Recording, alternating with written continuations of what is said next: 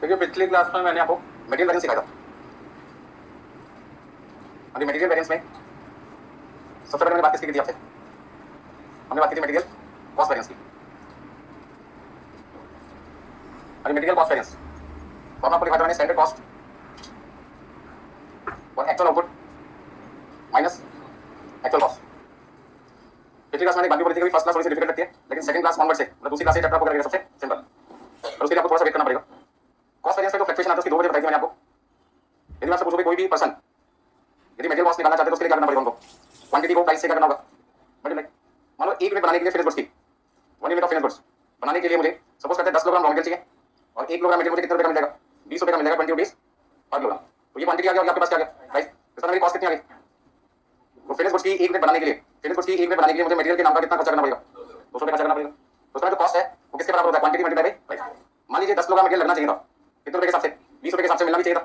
तो हम सोच के रहते दुकानदार के पास मटेरियल खरीदने के लिए गए थे, तो हम ये सोच रहे थे कि 1 किलोग्राम मटेरियल में कितने का मिलेगा? 20 रुपए का मिलेगा। और वर्कर से पूछ के रहते कि फिनिश यूनिट को बनाने में फिनिश गुड्स की एक यूनिट बनाने में कितना मटेरियल चाहिए? 10 किलोग्राम। हो सकता है 10 किलोग्राम की जगह सामान कितना लगा? 11 किलोग्राम। और सप्लाई थे मटेरियल 20 रुपए की जगह कितना लगा? 21 रुपए, 22 रुपए, 18 रुपए, 19 रुपए कुछ भी हो सकता है। ऐसे केस में आपकी कॉस्ट कितनी आ जाएगी? 11 किलोग्राम मटेरियल 21 रुपए के हिसाब से लगे तो आपकी मटेरियल कॉस्ट जो 200 रुपए आनी चाहिए कितने रुपए रहेगी? 231 रुपए रहेगी, 230 बन रही। तो कहीं ना कहीं 200 रुपए आपकी कॉस्ट आनी चाहिए थी। 200 रुपए को हम क्या कहते हैं? Standard cost for actual output. Actual output क्या है? एक्चुअल आउटपुट आपके पास इस एग्जांपल में जो एग्जांपल चल रहा है इसमें कितना है? 1 यूनिट। तो एक यूनिट बनाने में कितना खर्चा लगना चाहिए था? एक यूनिट बनाने में मटेरियल का खर्चा कितना लगना चाहिए था? 200 रुपए का। और एक यूनिट बनाने में आपकी कॉस्ट कितनी लगी? 231 रुपए। तो कहीं ना कहीं आपका खर्चा कम हुआ या ज्यादा हुआ? ज्यादा हो गया। तो आप कह सकते हैं 200 रुपए खर्चा आना चाहिए था, 231 रुपए खर्चा है। कहीं ना कहीं आपने 31 रुपीस की मटेरियल कॉस्ट कर दी, ज्यादा इनकर कर दी। यदि 31 रुपए आपकी जैसे ज्यादा चले जाए तो आपके लिए फायदा नुकसान है? नुकसान को मैंने लास्ट क्लास में क्या बोला था? एडवर्स के नाम से लिखा है।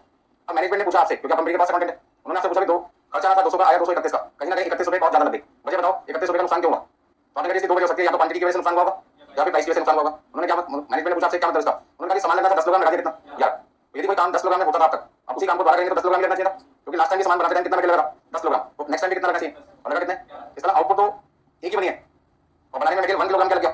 ज्यादा लग गया। अब यदि 1 किलोग्राम मटेरियल ज्यादा लग रहा है तो कहीं ना कहीं आपकी 1 किलोग्राम की कॉस्ट क्या होगी? बढ़ेगी। तो कॉस्ट वेरिएंस में दो पॉइंट आते हैं, पहला पॉइंट आता है क्वांटिटी और दूसरा आपका डिफरेंस किसका आ सकता है? 1 किलोग्राम मटेरियल तो 20 का मिला था, 21 का मिला, तो पर किलोग्राम आपको कितने रुपए फालतू पे करने पड़े? 1 रुपए फालतू पे करने पड़े। तो यदि आपसे पूछे मटेरियल कॉस्ट वेरिएंस आने की क्या वजह है, तो दो वजह, एक क्वांटिटी का डिफरेंस और दूसरा किसका? प्राइस का डिफरेंस। तो मटेरियल कॉस्ट वेरिएंस को जब हम ब्रेकअप करते हैं तो पहले ब्रेकअप का नाम क्या है? Material price variance. और दूसरा आपके पास क्या आएगा? Material quantity variance. Material price variance का फॉर्मूला आपके पास होता है actual quantity multiply by standard price minus actual price. इसका एक फॉर्मूला और भी लिख सकते हैं कि फॉर्मूले को ओपन कर दें, ब्रेक कर दें। मतलब एक्चुअल क्वांटिटी को एक बार किससे मल्टीप्लाई कर दो तो आप लिख सकते हैं एक्चुअल क्वांटिटी एट, और यदि एक बार एक्चुअल क्वांटिटी को किससे मल्टीप्लाई कर दें? एक्चुअल प्राइस से, तो आप इसे दे सकते हैं नाम एक्चुअल कॉस्ट। ये सारी चीजें मैं लास्ट क्लास में आपको डिटेल में समझा दूंगा। तो 31 रुपीस का जो लॉस हुआ है मैन्युफैक्चर को एक मिनट बनाने में मटेरियल का, उसकी दो वजह, क्वांटिटी का डिफरेंस और दूसरा क्या? प्राइस का डिफरेंस। अच्छा, इसी तरीके से यदि मुझे क्वांटिटी वेरिएंस निकालना है, क्वांटिटी वेरिएंस क्या बताता है कि 31 रुपीस के लॉस में कितना नुकसान क्वांटिटी की वजह से हुआ, और प्राइस वेरिएंस क्या बताता है 31 के लॉस में कितना नुकसान प्राइस की वजह से हुआ। अच्छा, दोनों वेरिएंस हम अलग क्यों निकालना चाहते हैं? जब हमें 31 का टोटल लॉस पता लग गया तो अपना दिमाग क्यों खराब करते हैं? ब्रेकअप करने में 31 रुपए का ब्रेकअप हमें क्यों चाहिए? ताकि मैनेजमेंट को पता चल सके नुकसान जो 31 रुपए का हुआ है उसमें ज्यादा नुकसान किसकी वजह से हुआ, कम नुकसान किसकी वजह से, क्योंकि जिसमें लॉस ज्यादा हुआ होगा पहले हम उसको क्या करेंगे? ठीक करेंगे, और जिसमें नुकसान कम हुआ है उस पर फोकस बाद में करेंगे। तो पहले हमें ध्यान किस पे देना है? जहां पे बिजनेस का लॉस क्या होगा ज्यादा। मान लो 31 रुपए के लॉस में, फॉर एग्जांपल 31 रुपए के लॉस में 25 रुपए का नुकसान क्वांटिटी की वजह से हुआ, तो पहले फोकस किस पे होगा? क्वांटिटी वजह से, क्योंकि 31 के लॉस में 25 की क्वांटिटी है तो बाकी का 6 रुपए का जो नुकसान है वो किसकी वजह से? प्राइस की वजह से। तो नुकसान तो दोनों ही है, दोनों को घटाना है, हटाना है, कम भी करना है, साथ में कोशिश करेंगे 100% का लॉस खत्म हो जाए। कई बार हो जाता है, कई बार नहीं हो पाता। तो यहाँ पे आपका फॉर्मूला होगा standard quantity for actual output minus actual quantity multiply by standard price. आप इसकी जगह एक और फॉर्मूला भी लिख सकते हैं। यदि मैं standard quantity for actual output को स्टैंडर्ड प्राइस से मल्टीप्लाई कर दूं, standard quantity for actual output को यदि स्टैंडर्ड प्राइस से मल्टीप्लाई कर दूं तो मेरे पास क्या आएगा? Standard cost for actual output. इसी तरीके से एक्चुअल क्वांटिटी को स्टैंडर्ड प्राइस से मल्टीप्लाई करेंगे तो आप कह सकते हैं actual quantity at standard price. बराबर से आप नोट कर लीजिए। आज मैंने अभी तक ध्यान नहीं सिखाया आपको, उतना ही मैंने रिवाइज करवा रहा हूं जितना मैंने लास्ट क्लास में आपको समझाया था, क्योंकि पहले 3 पॉइंट आपको समझ में आ गए तो आगे की क्लासेस आपके लिए काफी आसान हो जाएगी। पहले काम करता हूं,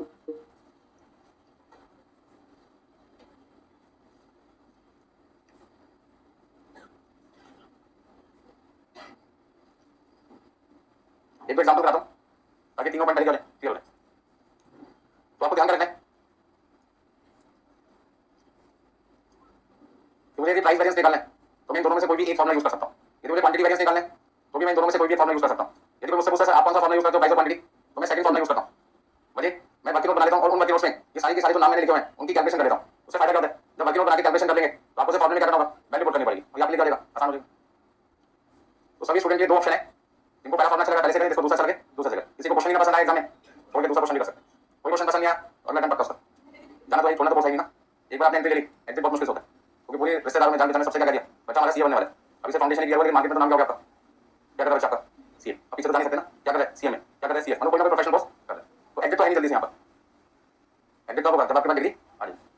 बस वाली तो प्रोफेशनल कोर्स में एसक्यू नहीं चलता, लाइट चली गई, पैसे नहीं थे, बुक हो गई, रजिस्टर हो गया, पेन नहीं था, कोई एसक्यू नहीं चलता। पूरे मन से पूरी मेहनत करके पेपर दीजिए, अच्छे नंबर से एक बार में पास हो जाओगे। स्ट्रेटजी बनाएं, ठीक है ना। चलिए तो सबसे पहले बात करते हैं यहाँ पर एक एग्जाम्पल की। यहाँ से आपका मेन एग्जाम्पल शुरू होता है आपका। हमारे पास में दो तरीके की इन्फॉर्मेशन क्वेश्चन में डायरेक्ट होती है। एक इन्फॉर्मेशन का नाम होता है बजटेड इन्फॉर्मेशन और दूसरी कौन सी इन्फॉर्मेशन होती है, एक्चुअल इन्फॉर्मेशन। बजट का मतलब क्या है, जो एक्चुअल के बेस पे नहीं है, मतलब सोच के रखा था कि आज ये काम करेंगे तो हमारा इतना मटेरियल लगेगा, इतना खर्चा होगा। तो बजट बनाते टाइम सबसे पहले हम अपने वर्कर के पास जाते हैं कि पिछली बार जब हमने मटेरियल खरीदा था वो कितना मटेरियल लगा था, किस प्राइस पर खरीदा था, वो पिछली बार का एक्चुअल होगा, इस बार का बनेगा, बजट बनेगा। तो सपोज करते हैं जो प्रोडक्ट हम बनाते हैं, जो फिनिश प्रोडक्ट हमें बनाना है, उस फिनिश प्रोडक्ट का नाम है ए, क्या नाम है ए, और उस ए को बनाने के लिए मुझे क्या चाहिए, रॉ मटेरियल चाहिए। सपोज करते हैं रॉ मटेरियल एक्स और कौन सा चाहिए, वाई चाहिए। एक्स मटेरियल मुझे चाहिए मान लीजिए 40 किलोग्राम और वाई मटेरियल मुझे कितना चाहिए 60 किलोग्राम। 1 किलोग्राम मटेरियल मुझे मान लीजिए मिलता है 20 रुपए का पिछली बार, और वाई मटेरियल मुझे कितना रुपए का मिलता था, 15 रुपए का। पिछली बार वर्कर ने हमसे कितना मटेरियल मंगाया था, कितना मटेरियल मंगाया था, एक्स नाम का 40 किलोग्राम और वाई नाम का 60 किलोग्राम। पिछली बार वर्कर ने जब प्रोडक्शन किया तो कुछ ना कुछ नॉर्मल लॉस भी होगा। नॉर्मल लॉस का मतलब है जब भी आप इनपुट से आउटपुट तैयार करोगे, कस्टमर की रिक्वायरमेंट को फुलफिल करने के लिए कुछ ना कुछ आपको मटेरियल करना पड़ता है, वेस्ट करना पड़ता है। मान लो वेस्टेज कितने परसेंट होगी लास्ट टाइम, 10%। ये 10% किसका होगा, इनपुट का या आउटपुट का, इनपुट। नुकसान हमेशा किसका होता है, जो चीज आपने लगाई है मतलब इनपुट। ऐसे में आपके पास क्या देगा, आउटपुट। अच्छा जरूर पड़ेगी जो काम हमने पिछली बार किया वही काम हम इस बार भी करें, अपने करें। हो सकता है पिछली बार हमने क्वांटिटी कम बनाई थी, इस बार क्वांटिटी ज्यादा बनाए, तो प्रोडक्ट तो ये बना रहे इस बार भी हम, इस बार भी हम क्या बना रहे, ये बना रहे। और ये बनाने में आज भी हमें कितना मटेरियल चाहिए, दो मटेरियल चाहिए, एक्स और वाई। इस बार हमारे वर्कर ने मटेरियल कितना मंगा लिया, एक्स मंगा लिया 90 और वाई कितना है, मान लीजिए 130 ले लेते हैं। टोटल इनपुट वर्कर ने हमसे कितना मंगा लिया, टोटल इनपुट वर्कर ने हमसे कितना मंगा लिया 220 किलोग्राम। अब ध्यान से समझना यहाँ पे, पिछली बार हमारा नुकसान कितना परसेंट हुआ था, 10%। इस बार हमें जो लॉस है वो परसेंटेज में ना देके क्वांटिटी में दे दिया, 40 kilogram, 45 kilogram, 50 kilogram, 20 kilogram, 10 kilogram, कोई भी क्वांटिटी हो सकती है। मैंने यहाँ पे कितना लिया 40 किलोग्राम। प्राइस आपके पास में मान लीजिए यहाँ पे 19 रुपए और यहाँ पे आपके पास है 14 रुपए। सप्लाई ने इस बार मटेरियल का प्राइस 20 से कितना कर दिया 19 और 15 से कितना कर दिया 14। पिछले साल 20 रुपए 15 रुपए चला था, इस साल रेट मुझे लगा बढ़ेगा, बढ़ने के लिए क्या होगा बढ़ गया। ऐसे में आपको फाइन क्या करना है, सबसे पहले निकालना मटेरियल कॉस्ट वेरिएंस, दूसरा आपको निकालना मटेरियल प्राइस वेरिएंस और तीसरा आपको निकालना है मटेरियल क्वांटिटी वेरिएंस। यानी material cost variance, material price variance और मटेरियल क्वांटिटी वेरिएंस, तीन वेरिएंस आपको यहाँ पर क्वेश्चन में निकालना। करें स्टार्ट। तो जो पिछले क्लास में आए थे उनको तो समझाने की मुझे जरूरत नहीं है, तो पिछले क्लास में किसी वजह से नहीं आ पाए थे या ध्यान नहीं दिया था, आने के बाद मेरे ध्यान नहीं देते ना लोग, उनको समझा देते। तो इस तरीके का क्वेश्चन आपको एग्जाम में मिलेगा। बजट के नाम से इन्फॉर्मेशन होगी, दूसरे किसके नाम से होगी, एक्चुअल के नाम से होगी। जब भी कोई क्वेश्चन आपको वेरिएंस का मिलेगा, सबसे पहले आपको दो काम करने हैं, एक वर्किंग नोट बनाना है और दूसरा आपका स्टेप होगा सॉल्यूशन। पहला स्टेप है वर्किंग नोट और दूसरा स्टेप है सॉल्यूशन। अब यहाँ पर आप क्या देख रहे हो, वर्किंग नोट में सबसे पहले आप लिखेंगे बजटेड कॉस्ट। सारे के सारे स्टूडेंट नोट कर सकते हैं। बजटेड कॉस्ट का मतलब क्या, बजटेड कॉस्ट का मतलब क्या, बजटेड कॉस्ट का मतलब है बजटेड आउटपुट को बनाने में कितना पैसा लगना चाहिए। एक्चुअल कॉस्ट का मतलब एक्चुअल आउटपुट को बनाने में कितना पैसा लगा, दोनों में क्या डिफरेंस है। बजटेड आउटपुट और एक्चुअल आउटपुट में डिफरेंस होता है। बजटेड आउटपुट का मतलब है जो क्वांटिटी हम बना लेंगे ऐसा हम सोच के रखे थे, उसे कहते हैं बजटेड आउटपुट। जैसे एग्जाम में जाने के बाद जब आपके पास है और आपसे पूछे कितने नंबर का पेपर आपने कर दिया, आपने कर दिया 80 का कर दिया, कितने आ जाएंगे 70 आ जाएंगे, 70 क्या आपका बजटेड आउटपुट। एक्चुअल में आपके पास मान लीजिए 75 नंबर, तो आपका क्या होगा एक्चुअल आउटपुट कितना हो गया 75 हो गया। तो बजट का मतलब है कि सोच के रखा है एक्चुअल से पहले, और जिस दिन एक्चुअल पता चल जाएगा उसे कहते हैं एक्चुअल आउटपुट। तीसरा आपके पास है एक्चुअल क्वांटिटी है, स्टैंडर्ड प्राइस, और आखिरी वर्किंग नोट हमारे लिए क्या भी standard cost for actual output. कोई भी क्वेश्चन यदि आपको दिखाई दे जिसमें आपको material cost variance, material price variance और मटेरियल क्वांटिटी वेरिएंस निकालना, सबसे पहले आपका काम क्या है, स्टेप नंबर 1 आपको ये चार कैलकुलेशन करनी है। पहली कैलकुलेशन में लिखेंगे standard quantity into standard price, दूसरे में लिखेंगे actual quantity into actual price और तीसरे में क्या लिखेंगे actual quantity into standard price. ध्यान दीजिए, दिमाग ज्यादा नहीं लगाना, जो लिखा है उस पर फोकस कीजिए। एक्चुअल में दोनों चीज एक्चुअल होगी, actual quantity actual price. Budget में स्टैंडर्ड क्वांटिटी स्टैंडर्ड प्राइस, यहाँ साफ साफ लिखा है क्वांटिटी एक्चुअल होगी, प्राइस कौन सा स्टैंडर्ड।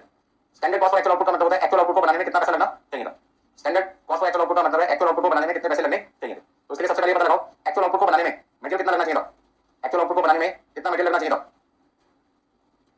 अच्छा मटेरियल के नाम कौन से एक्स एंड वाई, दोनों का सम आपके पास क्या आएगा इनपुट, और इसमें से क्या माइनस करोगे वेस्टेज। वेस्टेज मतलब वो लॉस जो मटेरियल का होगा बनाते रहें, तो आपके पास क्या रहेगा आउटपुट। बहुत सिंपल चैप्टर है, बस लगातार आपको ध्यान से समझना है कि कौन सा पॉइंट पहले आएगा कौन सा पॉइंट बाद में आएगा। और एग्जाम में सबसे पहले आपको करना क्या फॉर्मेट बना लेना, जैसे मैं बनाऊंगा के लिए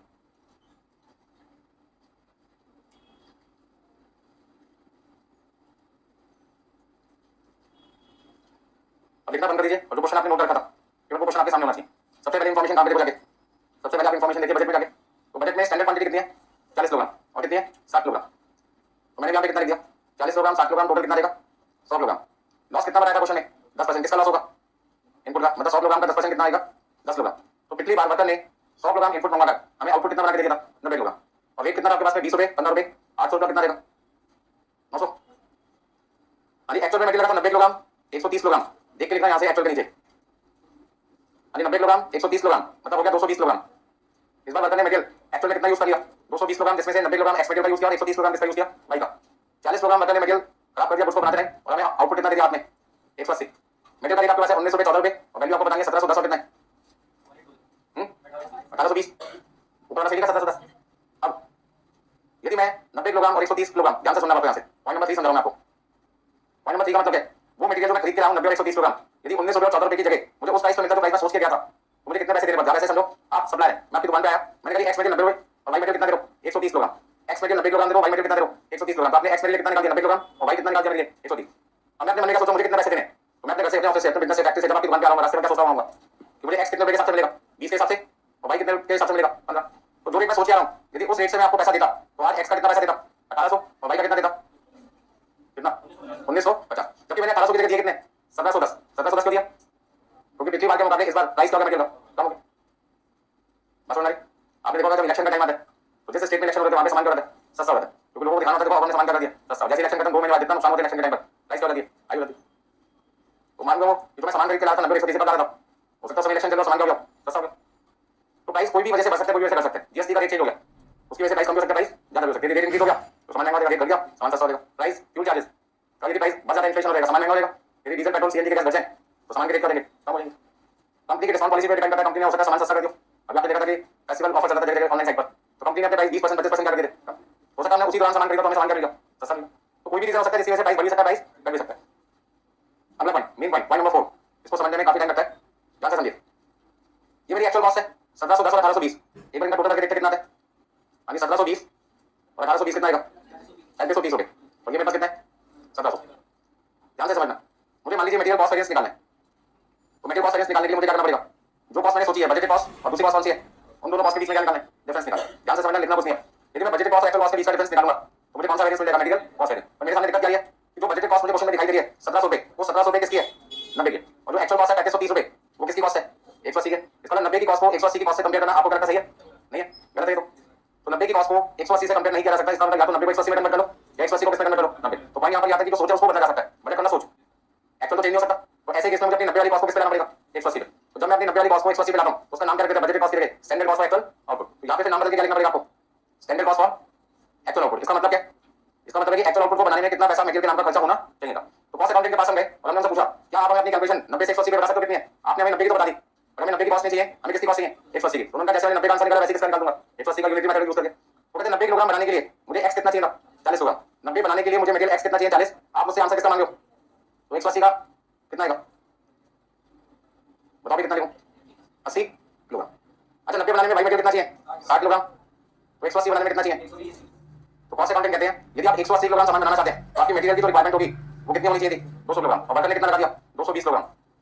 यानी 180 को बनाने में कितना मटेरियल चाहिए था 200 किलोग्राम लेकिन लगा कितना दिया 220 किलोग्राम। तो कहीं ना कहीं वर्कर ने वेस्टेज क्या कर दी ज्यादा कर दी ना। चलिए जल्दी से बताओ कितना 20 रुपए 15 रुपए के हिसाब से यानी 1600। तो यहाँ पे बजटेड कॉस्ट की जगह हमने नाम बदल के क्या लिखा था स्टैंडर्ड कॉस्ट और एक्चुअल आउटपुट और उसकी वजह क्या थी कि जो बजटेड कॉस्ट है वो कितनी थी 90 की और एक्चुअल कॉस्ट कितनी थी 180 की। कंपैरिजन के लिए बेस करना चाहिए सेम। तो 90 को किसमें कन्वर्ट किया 180 में। तो 90 को 180 में कन्वर्ट किया तो नाम भी क्या करना पड़ा बदलना पड़ा और बदल के क्या लिख दिया स्टैंडर्ड कॉस्ट और एक्चुअल आउटपुट। इसका मतलब है 90 बनाने में कितने पैसे लगते हैं तो 180 बनाने में कितने पैसे लगेंगे। तो उसका हमने फॉर्मूला क्या ढूंढा 90 बनाने में x चाहिए 40 और 60 तो 180 बनाने में कितना चाहिए होगा 80 और 120। तो कॉस्ट अकाउंटेंट ने कहा मैनेजमेंट को कंपनी को कि हमारे हिसाब से 180 किलोग्राम आउटपुट बनाने में मटेरियल आपको कितना चाहिए था 200 किलोग्राम और वर्कर ने कितना लगा दिया 220 किलोग्राम। इसका वर्कर ने मटेरियल की वेस्टेज क्या कर दी ज्यादा कर दी। अब वेस्टेज ज्यादा होने की मैंने पिछली क्लास में आपको 2-3 वजह बताई थी।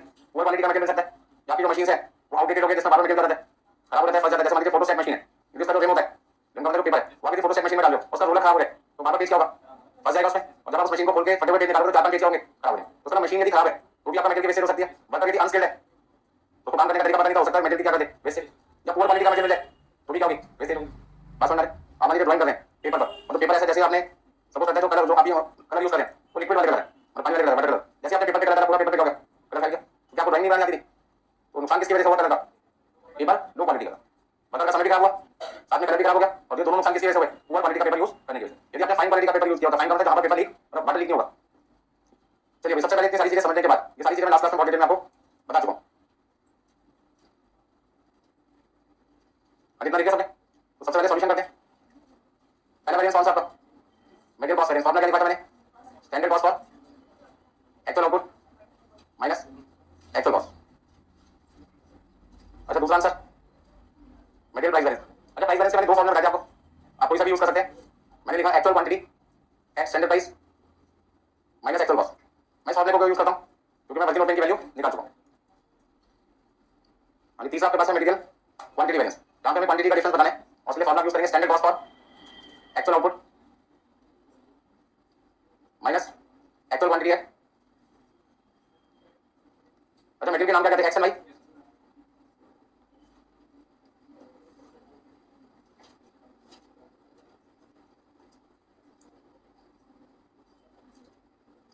बताओ कितने कितने वैल्यू लिखेंगे? Standard cost for actual output कितना था? 1600 1800। यानी 1600 1800 आपका था standard cost for actual output X और वाई को, और एक्चुअल कॉस्ट कितनी आपकी? 1700 10 और 1820। मतलब वो मटेरियल जिसका खर्चा 1600 होना चाहिए था, 1710 रुपये लग गया। 110 रुपये एक्स मटेरियल के पैसे ज्यादा खर्च हो गए। ज्यादा खर्चा करना बिजनेस के लिए नुकसान है, लॉस है।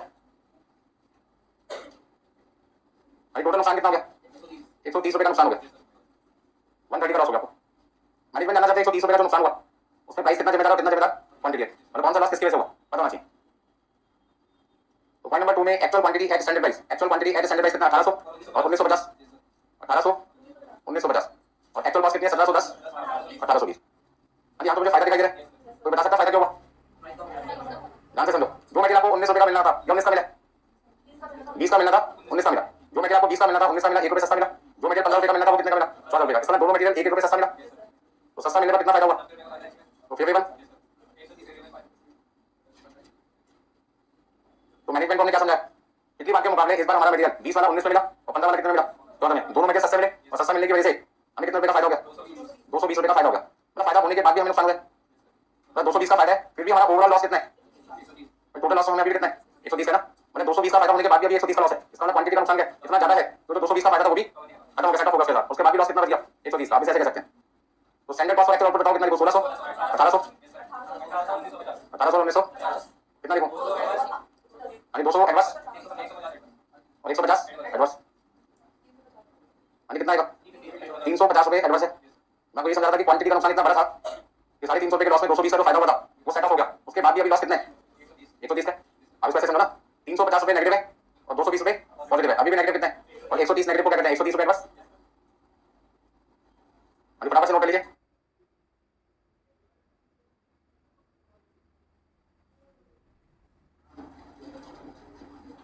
कितना चैप्टर आसान है?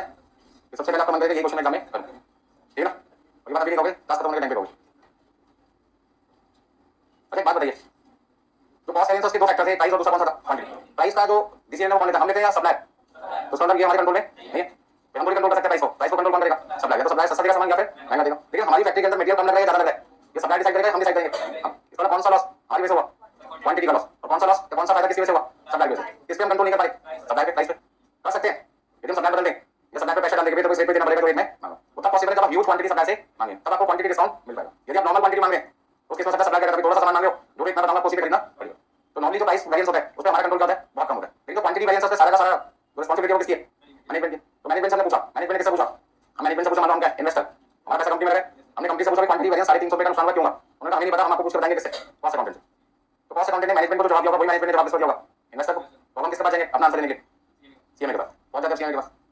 हाँ जी, कौन से वेरिएंस की बात चल रही है? Material quantity variance. ध्यान से समझो, मटेरियल क्वांटिटी वेरिएंस में हमारा फॉर्मूला क्या होता है?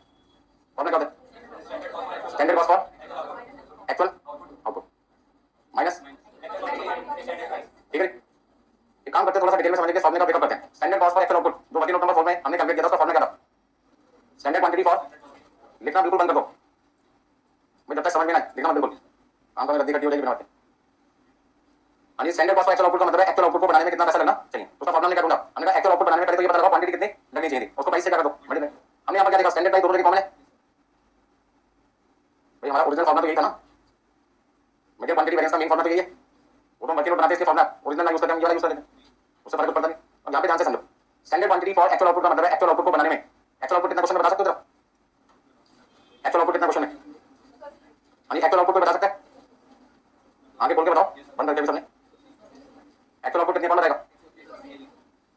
180। बिल्कुल सही जवाब है, घबराना क्यों?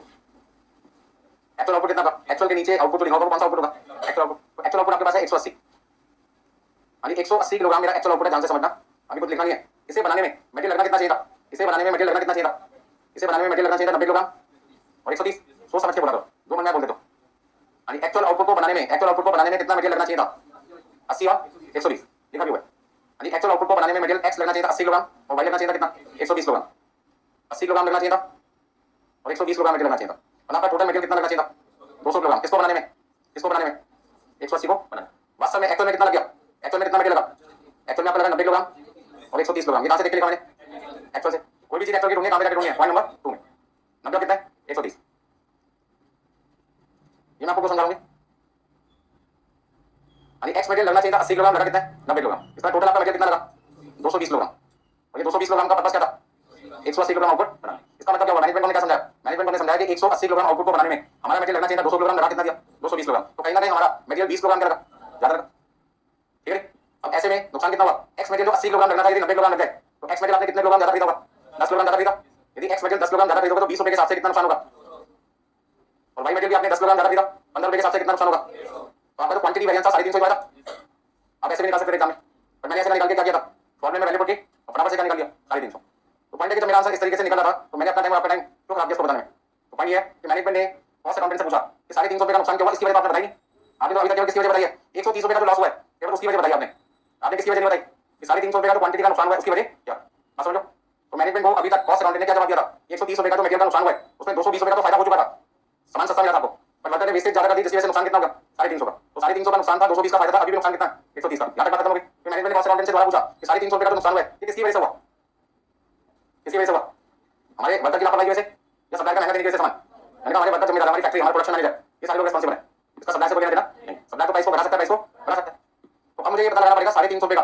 जो लॉस हुआ है वो क्यों है, उसकी दो वजह, पहला आपके पास है मटेरियल मिक्स वेरिएंस, एमएमवी का मतलब है मटेरियल मिक्स वेरिएंस, इस एम का मतलब है मिक्स, और दूसरा आपके पास है मटेरियल यील्ड वेरिएंस, वाई का मतलब हो गया, देखो फटाफट से पहले इतना एक बार में बहुत कुछ समझना मुश्किल होगा, ठीक है, समझने के लिए मेहनत करनी पड़ेगी, एग्जाम में नंबर लाने के लिए बिल्कुल मेहनत नहीं करनी आपको, इस चैप्टर में नंबर लाने का तरीका क्या है, पहले वर्किंग नोट्स बनाने, फॉर्मूले लिखने, वर्किंग नोट से फॉर्मूले में वैल्यू पुट करनी है, प्लस में है तो फेवरेबल, माइनस में है तो एडवर्स, अब अच्छे तरह से फॉर्मूला याद करना बड़ा मुश्किल है, तो मैंने क्या कहा था आज की क्लास में वो भी तरीका बताऊंगा शॉर्टकट आपको, और इतना आसान तरीका बताऊंगा कि आपको मजा नहीं, और हर शॉर्टकट को समझने के लिए पहले उसका बेसिक क्लियर होना जरूरी है, अदरवाइज आपको लगेगा सर ने रटवा दिया मुझे, तो जिसको जैसा तरीका अच्छा लगे, कोई उलझ के करना चाहता है ये सब चीजें दिखाना चाहते हैं ऐसे करें, कोई सीधा वर्किंग नोट में वैल्यू निकाल के बाद में फॉर्मूले में पुट करना चाहे वैसा करें, जिसको जो तरीका अच्छा लगे उससे काम करें, कोई रोक टोक नहीं है।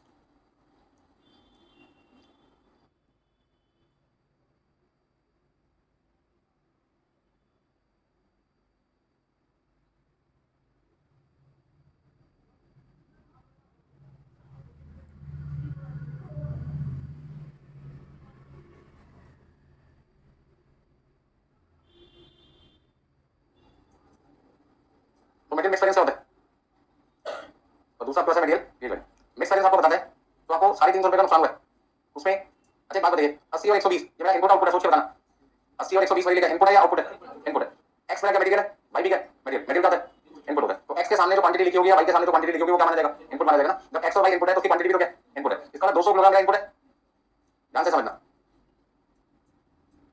आउटपुट कितना है 180, 180, इसका मतलब लॉस होना कितना चाहिए था, लॉस होना कितना चाहिए था 20 किलोग्राम का, लेकिन हुआ कितना का 40 किलोग्राम का, अच्छा लॉस की परसेंटेज होनी कितनी चाहिए आपके हिसाब से, आपके हिसाब से लॉस की परसेंटेज होनी कितनी चाहिए, जरा एग्जांपल को समझो, कितने परसेंट लॉस हमने प्रेडिक्ट कर सोच के रखा होता 10%, उसमें 10% यदि लॉस होता तो 200 का 10% कितना होता 20, तो उसमें 200 किलोग्राम मटेरियल आगे की वर्कर को दे दे, अब वो 10% वेस्टेज करते, तो 20 किलोग्राम मटेरियल खराब होने के बाद सामान कितना बन जाना चाहिए था 180, पर वर्कर ने हमसे सामान कितना मांगा 220, नुकसान कितना कर दिया 40, अभी 40 किलोग्राम 220 का कितना परसेंट है 18 इसका लॉस हुआ कितना परसेंट है 18.18%, सोचा कितना था 10%, होना चाहिए था 10% का, नुकसान हुआ कितना है 18.18%, पहला पॉइंट, दूसरा पॉइंट रेशो, वर्कर ने हमसे जो मटेरियल मंगाया था 200 किलोग्राम तो क्या सोच के मंगाया था कि एक्स कितना चाहिए 80 और वाई कितना चाहिए 120, पर एक्चुअल में उसने लिया कितना 90 कितना 130, जब रेशो बताना 80 और 120 की रेशो कितनी आ रही है 80 किलोग्राम और 120 किलोग्राम की रेशो कितनी बनती है, जीरो से जीरो कैंसिल कर दिया, इधर हमने 4 से डिवाइड किया 4 टू 8 और 4 3 तो रेशो कितनी आ जाएगी, इस तरह जिस रेशो में मटेरियल लगना चाहिए था, यहां पे ध्यान से समझो ये मेन पॉइंट है इसका, जिस रेशो में मटेरियल लगना चाहिए था वो रेशो क्या थी 2:3, और आपने किस रेशो में मटेरियल लगा दिया 90 और 130, 90 और 130 की रेशो कितनी होती है 9:2, क्या आपको लगता है रेशो सेम है, रेशो सेम नहीं है, क्या इनपुट सेम है वो भी सेम नहीं है, इसका मतलब क्या हुआ ना तो रेशो सेम है ना इनपुट सेम है, तो कहीं ना कहीं तो नुकसान हो गई, तो नुकसान होने की पहली वजह क्या है नुकसान होने की पहली वजह क्या मैनेजमेंट को क्या बताया, तो 350 रुपये का आपका नुकसान है। 350 रुपये का नुकसान होने की पहली वजह क्या है कि जिस रेशो में मटेरियल लगाना था वर्कर ने उस रेशो में मटेरियल यूज नहीं किया। तो एग्जांपल लोग अपने घर में जहाँ पे मटेरियल यदि डिफरेंट होते तो नुकसान क्या फायदा हो सकता है। मान लो आपके घर में आते 10 लोग गेस्ट आते, आपके 10 लोग 10 गेस्ट आए, उनमें से 6 लोगों को चाय पिलानी थी और 4 लोगों को कॉफी पिलानी थी, तो चाय का खर्चा क्या आएगा कम और कॉफी बनाने का खर्चा क्या है ज्यादा। आपने क्या कर दिया, चाय बनाई 4 कप, कॉफी बना दी 6 कप। घर में लोग कितने थे 10, 10 के 10 लोग चाय कॉफी पी के गए। क्या सोचा आपने कि 6 चाय बनेगी और 4 कॉफी बनेगी, रेशो क्या थी 6 और 4 3 शुरू, आपने रेशो बदल दी 4 कर दी चाय और कॉफी कितने कर दी 6। क्या लगता है आपको चाय में पानी ज्यादा डलता है दूध कम, कॉफी में दूध ही डलता है, पानी मिलाओ तो मना कर देगा बंदा, पानी पूरी पीना है भाई साहब, बात समझो। तो कॉफी और चाय में दूध का मिक्सचर क्या देगा, ये बोलेगा ना जो पानी सस्ता है तो पानी 1 लीटर 20 रुपये का मान लो बिस्लेरी का, दूध 1 लीटर 25 30 40 50 60 से कम का आएगा आपकी रेट में, 60 70 60 रुपये। तो जो मिल्क 60 रुपये वाला यूज करो और जो पानी 20 रुपये वाला यूज करो, यदि 20 वाला पानी कम कर दो और 60 वाला मिल्क ज्यादा यूज करोगे कॉस्ट क्या होगी, बढ़ेगी बढ़ेगी। गैस को क्या फर्क पड़ता है, उसकी रेफरेंस ऐसे थोड़ी जाते। मेरी कोशिश क्या थी, मैं तो सबको चाय बनाने के मूड में था, सारी चाय पीते तो दूध कम लगता, पानी ज्यादा लगता, 20 वाला सामान ज्यादा लगता, 60 वाला सामान कम लगता। तो आगे के केस में फ्यूचर में कोई घर में आपके आ जाए कॉफी तो पूछते नहीं किसी से, पानी पियोगे वैसा चाय पियोगे, कॉफी पूछ के नुकसान किसका है, कॉफी भी महंगी, चाय से महंगी आती कॉफी, दूसरा पानी कम लगेगा उसमें, दूध ज्यादा लगेगा, पाउडर भी डालना पड़ेगा, खर्चे क्या होंगे बड़े। तो जोश में आके जोश ना होए, पानी और क्या पूछना सिर्फ ठीक है। सर्दियों में हमेशा क्या पूछो कोल्ड ड्रिंक पियोगे, और गर्मियों में हमेशा क्या पूछो चाय पियोगे, आधे ज्यादा तो वैसे मना कर देंगे, पानी पी के चले जाएंगे। देखो बढ़िया ऐसे होते पैसे बताते हैं ठीक है ना। एग्जांपल को थोड़ा समझने की कोशिश करो, तो मैंने आपको एग्जांपल दिया, अपने माइंड में सेट करो। 10 लोग आए थे चाय कॉफी तो मैंने 10 लोगों को पिलाई ना, आउटपुट तो 10 ही आना मेरा, आउटपुट 180 है, पर उस आउटपुट में इनपुट तो चेंज हो गया ना, जहां मुझे 6 कप चाय 4 कप कॉफी बनानी थी वहां मैंने उल्टा कर दिया, चाय कितने कर दी 4 कप और कॉफी कितने कर दी। आपको क्या लगता है कॉस्ट जितनी मैंने सोची थी उतनी लगी होगी, ज्यादा लगेगी ना, क्योंकि मिल्क जो है वो ज्यादा कंज्यूम है और वाटर कम कंज्यूम है। वाटर 20 रुपये के साथ सारा मिल्क 60 रुपये के साथ सारा, फॉर एग्जांपल बात समझ आ रही है। यदि 20 वाला सामान कम लगाओगे 60 वाला सामान ज्यादा लगाओगे तो आपकी ओवरऑल टोटल कॉस्ट होगी बढ़ेगी ना, किसकी वजह से बढ़ी, रेशो बदलने की वजह से, प्रोपोर्शन बदलने की वजह से। तो ये बात आपको समझाने की कोशिश कर रहा हूं कि एक्स मटेरियल और वाई मटेरियल की रेशो जो 2:3 यूज होनी थी, आपने किस रेशो में सामान यूज किया, तो इसका रेशो यहां पे क्या लिखोगे, फटाफट से लिखो change in quantity due to change in the ratio. यानी क्वांटिटी में फर्क किसकी वजह से आ रहा है, रेशो की वजह से, और उस वजह से आपको यदि कोई नुकसान हुआ तो वो नुकसान कौन से वेरिएंस के नाम से रिकॉर्ड किया जाएगा, मटेरियल मिक्स वेरिएंस। अच्छा यील्ड वेरिएंस क्या बताता है, चेंज इन लिखो फटाफट से quantity due to change in the percentage of loss, loss कह सकते हैं या वेस्टेज कह सकते हैं।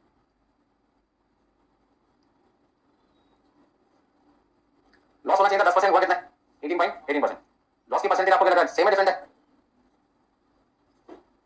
यानी मैनेजमेंट ने क्या समझा, मैनेजमेंट ने क्या समझा कि 350 रुपये का आपको नुकसान दिखाई दे रहा है, तो 350 रुपये के नुकसान में पहला लॉस रेशो बदलने की वजह है और दूसरा नुकसान किसकी वजह से परसेंटेज की। तो ये दोनों के दोनों कहां के हुए, सप्लाई की वजह से जिसने सप्लाई किया, या हमारे फैक्ट्री के अंदर जो वर्कर काम कर रहे हैं उनकी वजह से, तो फैक्ट्री में काम कर रहा है वर्कर उसके लिए किसको रखा हुआ था, प्रोडक्शन मैनेजर को, किसको पढ़ो तो पढ़ाना तो सोना था क्या यार, देखो रखा किसके था, सेम रेशो मेंटेन करने के लिए। और लॉस पिछली बार 10% हुआ था तो इस बार भी कितना बचेगा 10% या उससे कम ज्यादा हो गया, तो दोनों की दोनों जो वजह है उसके जिम्मेदार कोई बाहर वाला नहीं है, हमको दें, यदि हमको जिम्मेदार है तो ठीक भी किसको करना पड़ेगा, हमें नहीं करना पड़ेगा। तो हम थोड़ा सा डिटेल में चलते हैं, किस चीज के डिटेल में, कि 350 रुपये का जो नुकसान हुआ है उसमें रेशो की वजह से कितना हुआ और परसेंटेज की वजह से कितना हुआ, परसेंटेज भी डिफरेंट है और रेशो भी डिफरेंट है। तो आपसे एग्जाम्पल पूछे क्वांटिटी वेरिएंस किसके बराबर होता है, मटेरियल क्वांटिटी वेरिएंस किसके बराबर होता है, मटेरियल मिक्स वेरिएंस और मटेरियल यील्ड वेरिएंस। तो 350 रुपये में कितना नुकसान रेशो बदलने की वजह से बिजनेस को हुआ और 350 रुपये में कितना नुकसान मटेरियल की जो परसेंटेज ऑफ लॉस थी उसकी वजह से हुआ।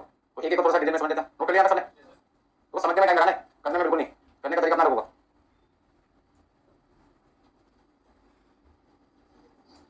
हो गया ना सबका, फोटो खींचना फोटो खींच लो, लिखना लिख लो, समझ लो बस किसी भी तरीके से।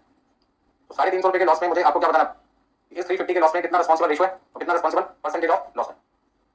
तो सबसे पहले हम किसके बारे में चलते हैं, लिखना मटेरियल मिक्स वेरिएंस, फॉर्मूला लिखना पड़ेगा, and the standard cost for actual input minus actual quantity at standard price, ये फॉर्मूला होता है। इस फॉर्मूले का ब्रेकअप करते हैं, स्टैंडर्ड क्वांटिटी फॉर, पिछली बार मैंने लिखा था एक्चुअल आउटपुट, इस बार क्या लिखा हूं इनपुट को लिखा हूं, क्योंकि रेशो किसकी चेंज की थी हमने, रेशो में किसकी चेंज की थी इनपुट की।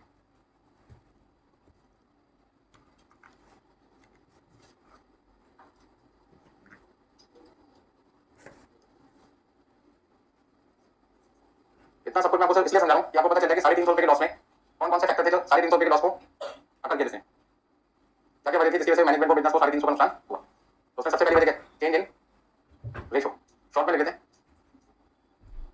अब सबसे पहले मुझे क्वेश्चन में क्या ढूंढना पड़ेगा,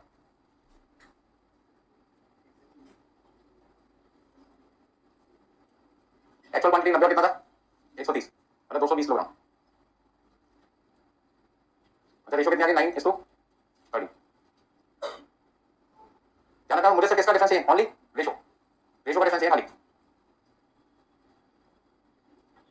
यहाँ पे मैंने जगह छोड़ रखी थी आपके लिए, कई लोगों ने जगह छोड़ी नहीं होगी, कोई बात नहीं, पहले बता रही थी, अब बता दिया, कोई बात नहीं, आगे लिखो, इससे तो इतना बड़ा है, लिख लो, standard cost for actual input. Calculation number 5 का यूज कहाँ पे होगा वो मुझे आपको बताना है। जब मुझे मेटेरियल क्वांटिटी वेरिएंस का ब्रेकअप चाहिए, मतलब 350 रुपए का लॉस किस किस वजह से हुआ, उसका रीजन जानने तो मुझे अलग से कैलकुलेशन सीखनी पड़ेगी, जिसका नाम है standard cost for actual input. ये आपको क्या बताता है, पॉइंट नंबर 5 आपको क्या बताता है, ध्यान से समझो। हमने सोचा था हमारा इनपुट कितना लगेगा, 100 किलोग्राम लगेगा, लगा कितना है 220। अच्छा यहाँ पे रेशो कितनी है, 40 और 60 की रेशो कितनी है 203 है, और यहाँ पे रेशो कितनी थी। Standard cost for actual input आपको बताता है यदि 220 किलोग्राम मटेरियल, यदि 220 किलोग्राम मटेरियल आपने इस रेशो में ना खरीदा होता, यदि 220 किलोग्राम मटेरियल आपने इस रेशो में ना खरीदा होता, बल्कि आपने इस रेशो में खरीदा होता, तो आज आपकी जेब से कितना पैसा जाता। Standard cost for actual input का मतलब क्या है, इनपुट एक्चुअल है और पैसे कौन से स्टैंडर्ड, स्टैंडर्ड वाला कितना जाना चाहिए। तो 220 किलोग्राम मटेरियल एक्चुअल में आपने 9:13 के रेशो में खरीदा, 90 और 130। अब आप सोच रहे थे 90 और 130 के रेशो में ना खरीदा होता, 40 और 60 के रेशो 203 में खरीदा होता, तो आज आपकी जेब से कितने पैसे जाते, ध्यान से समझो। अच्छा 203 कैसे निकाला मैंने, 203 निकालने का एक आसान तरीका क्या है, ऐसे भी तो कह सकते हैं 203 को, 203 का मतलब क्या हुआ 2/5 और 3/5, पार्टनरशिप में प्रॉफिट को डिवाइड करते हैं 203 में, तो क्या कहते हो 2/5 और 3/5, वही काम मैंने यहाँ पे भी किया। तो 40 मतलब 40/100 को लिख सकते हैं 2/5 और 60/100 को क्या लिख सकते हैं, तो आपकी मर्जी डायरेक्टली भी लिख सकते हैं और आप ऐसे लिखना चाहते वैसे भी लिख सकते हैं। तो मैंने जानबूझ कैसे लिखा समझाने के लिए, 100 किलोग्राम मटेरियल में, 100 किलोग्राम मटेरियल में एक्स कितना होना चाहिए था और वाई कितना होना चाहिए था, 100 किलोग्राम में एक्स होना चाहिए था 40, वाई होना चाहिए 60, तो 220 में कितना होना चाहिए था, 220 में कितना होना चाहिए था 88 और 130। अब आपका इनपुट का टोटल कितना आएगा 220, इनपुट का टोटल कितना आएगा 220 और रेशो कितनी आ जाएगी 200। तो वर्किंग नोट नंबर 5 जिसका नाम है standard cost for actual input, आपको क्या बताता है यदि 220 किलोग्राम आपने मटेरियल इस रेशो में ना लिया होता, इस रेशो में खरीदा होता, तो आज आपकी जेब से कितना किलोग्राम मटेरियल एक्स के नाम से लगता, कितना वाई के नाम से लगता, कितना कितना आएगा बताओ जल्दी से। 1760 132 को मल्टीप्लाई कर दो 15 से 1980 1980। तो पॉइंट नंबर 5 की रिक्वायरमेंट कब किस क्वेश्चन होगी, जब आपको मेटेरियल क्वांटिटी वेरिएंस का ब्रेकअप चाहिए, मतलब जानना चाहते हैं कि 350 रुपए का क्वांटिटी की वजह से नुकसान हुआ था, उसमें कितना नुकसान रेशो बदलने की वजह से हुआ और कितना नुकसान आपका परसेंटेज ऑफ लॉस डिफरेंट होने की वजह से हुआ। तो लॉस की कितने वजह, जिस रेशो में मटेरियल लगाना था उस रेशो में नहीं लगाया या वर्कर ने वेस्टेज करा दी ज्यादा कर। अब जैसे मैंने एग्जांपल दिया था कि 4 कप कॉफी बनी थी 6 कप चाय बनी थी, तो 6 कप चाय में पानी ज्यादा लगा और 4 कप कॉफी में दूध कम लगा, लेकिन हमने रेशो क्या कर दी बदल दी, हमने क्या कर दिया कॉफी बना दी 6 कप और चाय बना दी 4 कप, तो पानी कम लगा दूध क्या लगा ज्यादा, तो रेशो बदलने की वजह से पानी का नाम हो गया एक्स मटेरियल और दूध का नाम हो गया वाई मटेरियल।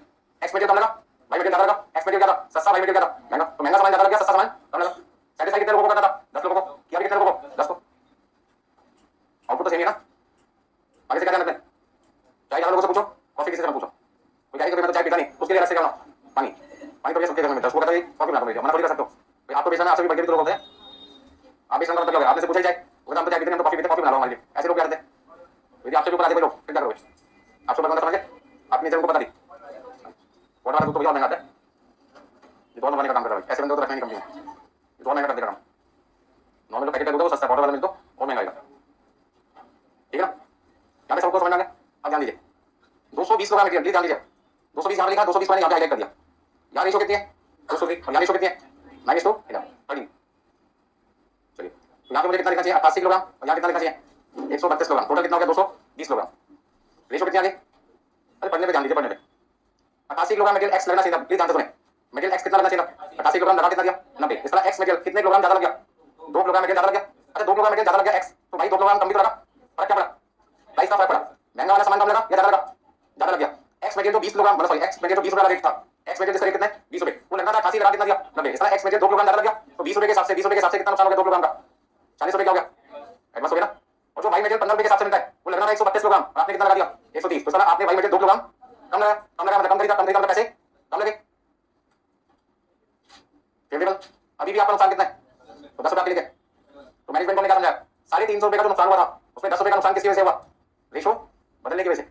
यहाँ पर इनपुट सेम है, यहाँ पे आपका इनपुट सेम है, इनपुट सेम है, रेशो में डिफरेंस है, तो जब आपका रेशो डिफरेंट होने की वजह से कोई मटेरियल कम लग जाए कोई मटेरियल ज्यादा लग जाए और प्राइस मटेरियल का अलग अलग होगा, तो प्राइस वेरिएंस आपका मतलब यहाँ पे मटेरियल मिक्स वेरिएंस आपको दिखाई देगा कितने रुपए का 10 रुपए का। अच्छा एक बात बताना, क्या मिक्स वेरिएंस मेरा 0 हो सकता था, क्या मिक्स वेरिएंस मेरा 0 हो सकता है किसी केस में, यदि दोनों का प्राइस क्या होता 20-20 या दोनों का प्राइस क्या होता 15-15, यदि दोनों का प्राइस सेम होता तो फायदा और नुकसान क्या होता सेम होता ना। मान लो यहाँ पे 20 रुपए यहाँ भी 20 होता, ध्यान से सुनना दोनों जगह 20-20 होता, तो एक्स मटेरियल 2 किलोग्राम ज्यादा लगा 20 रुपए के हिसाब से नुकसान कितना हुआ 40 का, और यदि यहाँ पे रेट वाई का 15 की जगह 20 होता तो यहाँ पे 2 किलोग्राम मटेरियल कम लगा 20 रुपए के हिसाब से फायदा भी कितना था 40 का, तो नुकसान भी 40 का फायदा भी 40 का, तो आपका आंसर क्या होता 0 होता 0 का निल। तो मटेरियल मिक्स वेरिएंस निल हो सकता है कब, तो दोनों मटेरियल के तो प्राइस जब हो क्या सेम, अलग नहीं बढ़ेगा ना, जितना फायदा हो उतना नुकसान होगा। आप जारी अपने घर से हमारी क्लास आने के लिए लास्ट में 100 रुपये कट गया आपकी जेब से, नुकसान कितना हुआ? 100 का। क्लास खत्म होने जब वापस आ जा रहे थे लास्ट में 100 रुपये गिरा हुआ दिखाई देगा, आपको लगे तो मेरा ही था, उठा लिया आपकी जेब में रख लिया, फायदा कितना हुआ? 100 का। आते टाइम नुकसान था, जाते टाइम फायदा, नेट इफेक्ट क्या हुआ? जीरो। ऐसा कितनी बार हुआ आपकी लाइफ में? हुआ कभी कभी होता है, एब्नॉर्मल केसेस है, मतलब हर बार एक्सपीरियंस जीरो का ऐसा जरूरी। एग्जांपल को समझने की कोशिश करें। ऐसा भी कई बार आपके साथ होता है कि आप दुकानदार से कोई सामान खरीदने जा रहे हैं, 400 का सामान था, 500 रुपये का नोट आपको दिया, मतलब आपने उसको दिया, उसने बदले में 400 आपको वापस दे दी, ये हुआ है एब्नॉर्मल। सबके साथ तो आज तक नहीं होगा, ठीक है ना? कभी कभी हो जाता है, कभी कभी आपके साथ हो जाता है कि आपने 400 का सामान खरीदा, 500 के 100 लेने बोल गए और चले आए वापस, और दुकानदार पे वापस गए, उन्होंने माने तो दिए थे, तो कुछ भी हो सकता है ना, फायदा भी हो सकता है, नुकसान भी हो सकता है। तो मैं आपको यहाँ पे समझाने की कोशिश कर रहा था, आमतौर पर मिक्स वेरिएंस जीरो नहीं होता, क्योंकि मेटेरियल एक्स का रेट और वाई का रेट क्या होता है? अलग अलग। लेकिन यदि एक्स का रेट और वाई का रेट सेम होगा तो उस केस में मेटेरियल मिक्स वेरिएंस क्या हो सकता है? जीरो हो सकता है, ठीक है? तो अब आप एक बात बताओ, 350 रुपये के लॉस में मिक्स वेरिएंस का लॉस कितना है? 10 रुपये। 350 रुपये के लॉस में मिक्स वेरिएंस कितना है? 10 रुपये एडवांस है ना, तो बाकी का 340 रुपये एडवांस कौन होगा? यील्ड वेरिएंस होगा। तो अब मुझे यहाँ पे यील्ड वेरिएंस समझाना है। यील्ड वेरिएंस क्या बताता है? यील्ड वेरिएंस बताता है कि लॉस की परसेंटेज डिफरेंट होने की वजह से मेटेरियल आपका कम लगा होगा या मेटेरियल आपका ज्यादा लगा होगा। ज्यादा लगा तो नुकसान होगा, कम लगा होगा तो फायदा। तो लॉस होना चाहिए था 10% का, लॉस हुआ है 18.18%। मतलब कितना लॉस? हमारी एक्सपेक्टेशन से ज्यादा लगा। लॉस होना चाहिए था 10% का, लॉस हुआ है 18.18%, मतलब 8.18% का लॉस क्या हुआ है? ज्यादा हुआ है। तो जब लॉस ज्यादा हुआ है तो पैसे भी करेंगे ज्यादा। तो मैनेजमेंट को ज्यादा फोकस किस पे करना पड़ेगा? 350 रुपये के लॉस को पता लगाने के बाद ये पे ज्यादा ध्यान देना होगा।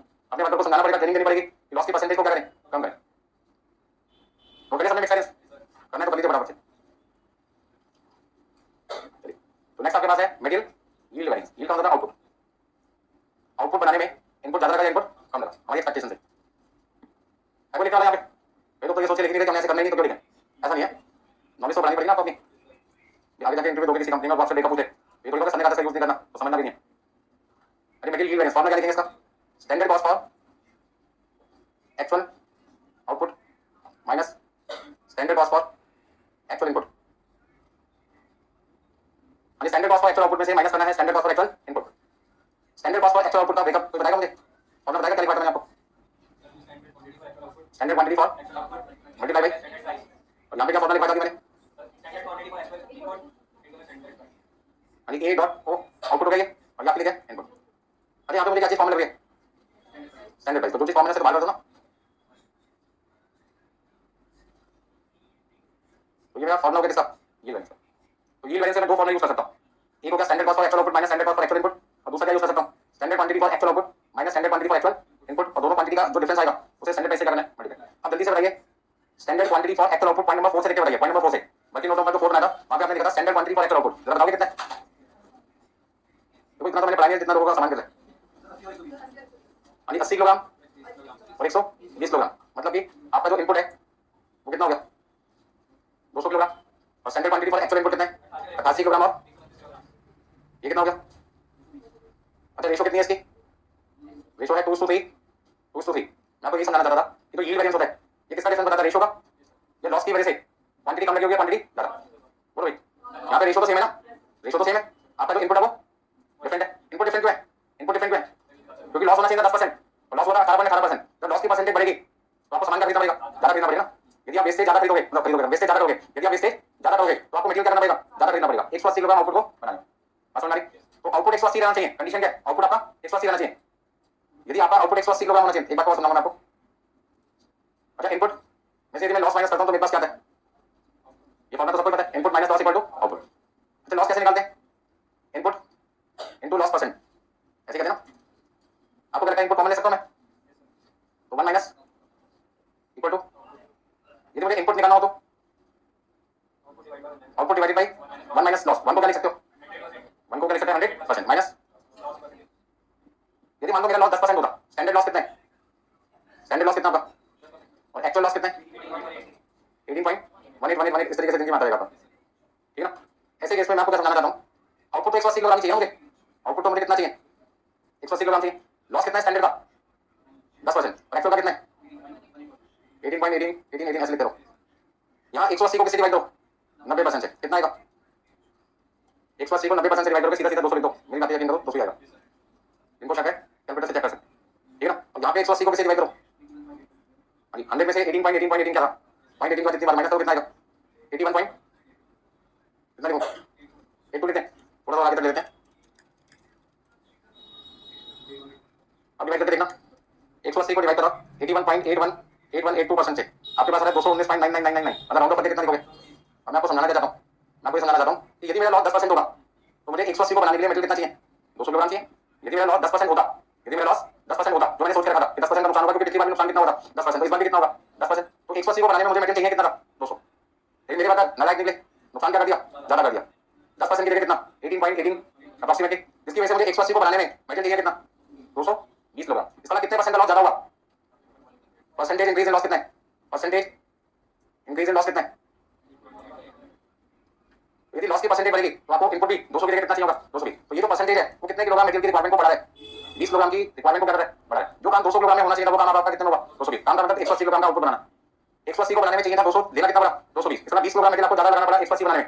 अब आप एक बात बताओ, कस्टमर को तो सामान 180 दिया, कस्टमर को सामान 180 किलोग्राम दिया, पैसे तो किसके मिलेंगे 180 के, बट अपनी जेब से जो मटेरियल 200 किलोग्राम का खर्चा होना था किसका हुआ 220 का। तो 20 किलोग्राम मटेरियल के पैसे जेब से ज्यादा चलेंगे, नुकसान किसका है कस्टमर का या हमारा, हमारा 10% तक तो लॉस कस्टमर क्या करेगा, 10 के बाद जो लॉस होगा हमारी लापरवाही की वजह से, नॉर्मल लॉस है कौन क्या करेगा हम क्या करेंगे। तो नॉर्मल लॉस का बर्डन कस्टमर पे जाता है, नॉर्मल लॉस के बाद जो एक्स्ट्रा लॉस होता है जिसे नॉर्मल लॉस कहते हैं वो सारा का सारा लॉस कौन क्या करेगा, मैन्युफैक्चरर दिया करेगा। बस समझ में। अब 20 किलोग्राम का जो लॉस हुआ है एक्स्ट्रा आपने खरीदा है, अभी से कह सकते हो एक्स्ट्रा खरीदा, मेरी भाषा में क्या बोलो 20 किलोग्राम का नुकसान हुआ। तो किसी सामान को एक्स्ट्रा खरीदो, यदि एक्स्ट्रा आउटपुट बने तब तो कोई दिक्कत नहीं है, सामान ज्यादा खरीदो आउटपुट पे फर्क नहीं पड़ा, तो जितना सामान ज्यादा खरीदा सारा का सारा लॉस है ना। ज्यादा सामान खरीदते ज्यादा सामान बनाओगे तो कोई दिक्कत नहीं है, खरीद भी ज्यादा बना भी ज्यादा, लेकिन ज्यादा खरीदते आउटपुट पे फर्क ना पड़े तो जितना आपने फालतू खरीदा है सारा का सारा लॉस है। तो कितने किलोग्राम आपने एक्स्ट्रा मटेरियल खरीदा 20 किलोग्राम, तो इसमें 20 किलोग्राम एक्स्ट्रा मटेरियल खरीदना आपके लिए क्या लॉस है। तो 20 किलोग्राम एक्स्ट्रा खरीदा उसको खरीदने में पैसे तो लगे होंगे, वो कितने पैसे लगे उसी को कहते हैं यील्ड वेरिएंस। तो 8.18% का जो नुकसान एक्स्ट्रा हुआ था उसकी वजह से मुझे 20 किलोग्राम मटेरियल एक्स्ट्रा खरीदना पड़ा, जैसे आउटपुट पे कोई फर्क नहीं पड़ा, सारा का सारा कौन सा लॉस हो गया एब्नॉर्मल लॉस हो गया। तो 20 किलोग्राम मटेरियल तो ज्यादा खरीदा होगा उसके ज्यादा पैसे दिए होंगे, जितने पैसे 20 किलोग्राम के दिए होंगे उसी को कौन सा वेरिएंस कहते हैं मटेरियल यील्ड। तो मैनेजमेंट ने क्या समझा कि 20 किलोग्राम वेस्टेज ज्यादा होने की वजह से आपको 20 किलोग्राम मटेरियल के पैसे एक्स्ट्रा भरने पड़ेंगे, जिसका नुकसान सारा आपको दिया करना है, कस्टमर से पैसे नहीं देंगे। चलिए तो अब यहाँ पे देखो 80 और 88 का डिफरेंस कितना है 8 किलोग्राम का। अच्छा रेट कितना था 20 और यहाँ पे था 15।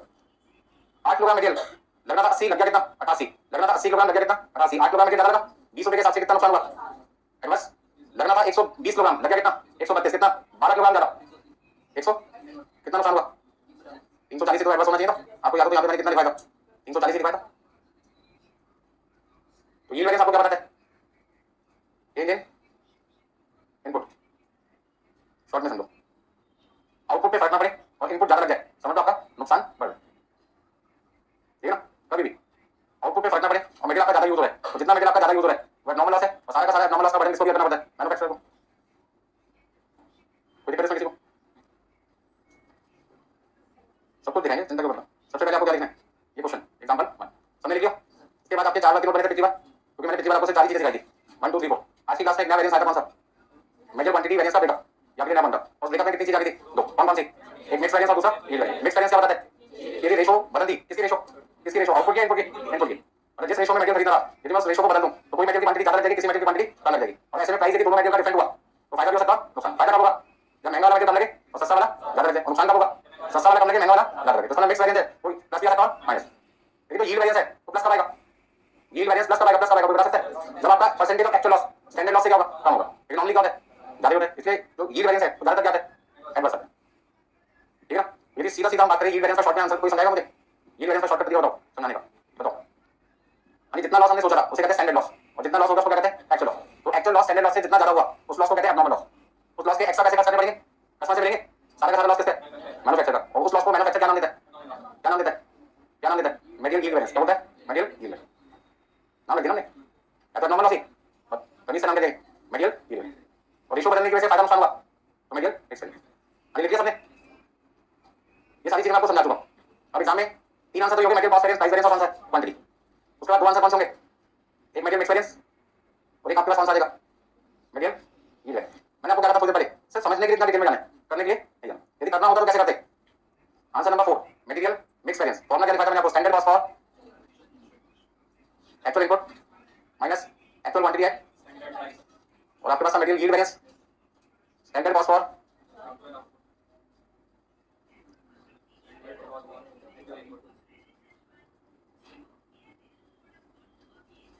वैल्यू पुट कर सकते हो। बड़े रो के बोल रहे हो तुम, वैसे जबरदस्ती लिखा ठीक है, लेकिन हर चीज को समझने पड़ती है, दिक्कत होती है, मेहनत करनी पड़ेगी।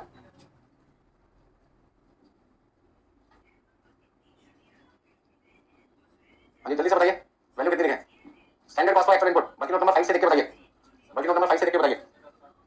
1760 और कितना था 1980, और वर्किंग नोट नंबर 3 से देख के बताइए 1800 माइनस करके बताइए 40 का नुकसान है 30 का फायदा है, 10 का अभी भी नुकसान है। ये तो निकाला था ने, अब यहाँ पे लिखेंगे 1600 और 1800, वर्किंग नोट नंबर 5 से देख के, सॉरी 4 से देख के, 4 से देख के बताओ कितना है, 1600 1800, इधर 5 से देख के बताइए। आउटपुट वाला वर्किंग नोट नंबर 4 था और इनपुट वाला कौन सा है भाई, कितना लिखें? हाँ जी 160 का नुकसान है, 180 का नुकसान है और 300। भाई जाने तो इंस्टीट्यूट को कैसे हम थे, हाँ सर उनको कैसे क्या, उनको क्या फर्क पड़ेगा हम कौन सा तरीका यूज करें? नहीं कोई नहीं कुछ पूछता, ठीक है। हमने आज से किसी बच्चे से पूछा तो फीस उसने पे किया, कहाँ से लेके आया, कैसे आने से मतलब होना चाहिए भाई, खुद कमाया, पेरेंट्स से लिया, मदर से लिया, भाई से लिया, दोस्त से लिया, क्रेडिट कार्ड यूज किया, डेबिट कार्ड यूज किया, हमें क्या फर्क पड़ता है? मंदिर के बाहर इकट्ठे किए, कहाँ से किया, हमें कोई फर्क नहीं पड़ता भाई, ठीक है ना। उसी तरीके से इंस्टीट्यूट को भी कोई फर्क नहीं पड़ता, वो कहते हैं खुद घूम जाओ तो दूसरों को घुमा दो, हमें कोई फर्क नहीं पड़ता। आप हमें सब आंसर बताओ, हमें आंसर समझ लगे सबको? इन दोनों का सम कितना है? 350 जो एडवर्स है इसका नाम क्या था? मेडियल क्वांटिटी है। इसका दो वेरिफिकेशन हो गए अभी तक। पहला वेरिफिकेशन क्या है? कॉस्ट वेरिएंस बराबर होता है किसके? प्राइस प्लस क्वांटिटी के। और दूसरा वेरिफिकेशन क्या है? क्वांटिटी वेरिएंस बराबर होता है किसके? Mix variance plus yield variance. आप चेक करना चाहते हैं कि क्वांटिटी वेरिएंस 350 सही है या नहीं, तो इन दोनों का टोटल 350 होना चाहिए और क्वांटिटी वेरिएंस आपने निकाला था वो भी कितना था? 350। तो जब 350 टोटल आंसर है तो उसका ब्रेकअप का भी टोटल कितना चाहिए? 350 आना चाहिए ना। हो गया सबका?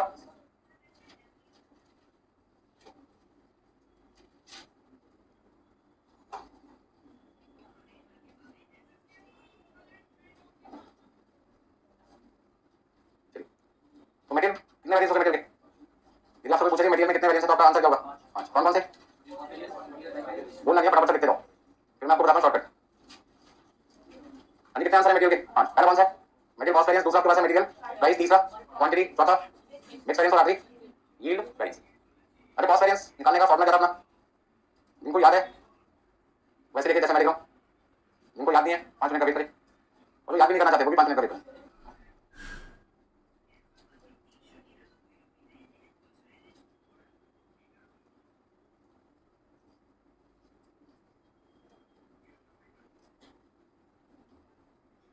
ठीक है ना।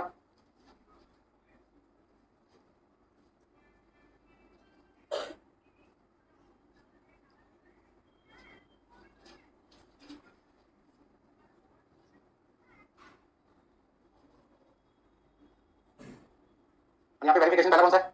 यदि मुझे अपने आंसर को वेरीफाई करना है कि जो आंसर मैंने निकाले वो सही है कि नहीं सही, तो ध्यान रखना पड़ेगा मटेरियल प्राइस वेरिएंस और मटेरियल क्वांटिटी वेरिएंस इन दोनों का सम किसके बराबर होना चाहिए? Cost variance. इसी तरीके से मटेरियल मिक्स वेरिएंस और मटेरियल यील्ड वेरिएंस इन दोनों का सम किसके होना चाहिए? Quantity variance. ये हर क्वेश्चन में आपको सबसे पहले काम क्या करना है? क्वेश्चन पढ़ के 5 छोटे छोटे वर्किंग नोट बनाने।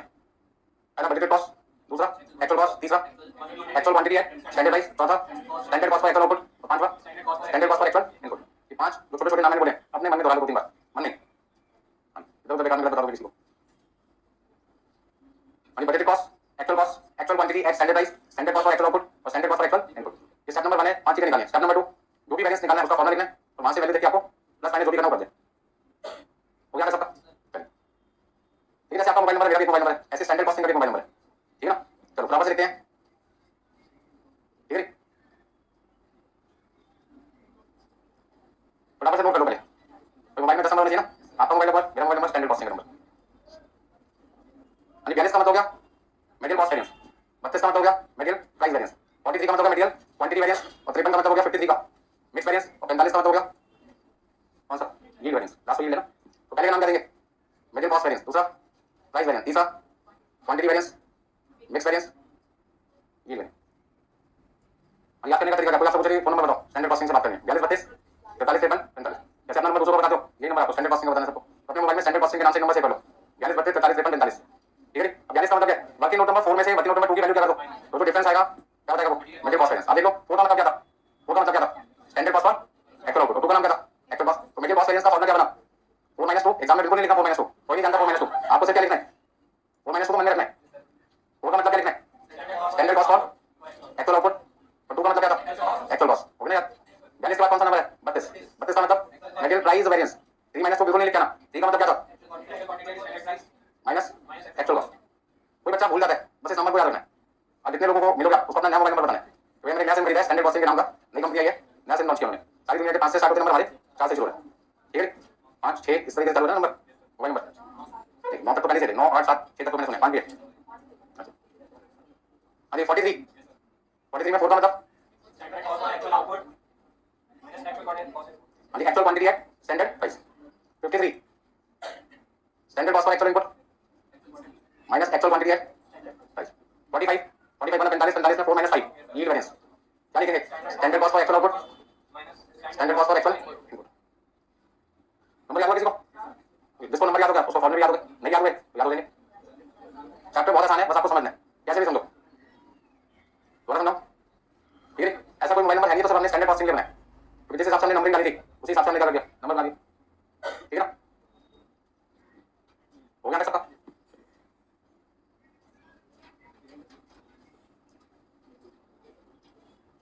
बराबर से एक एग्जांपल देखो एक एग्जांपल हो चुका ना अब तो दूसरा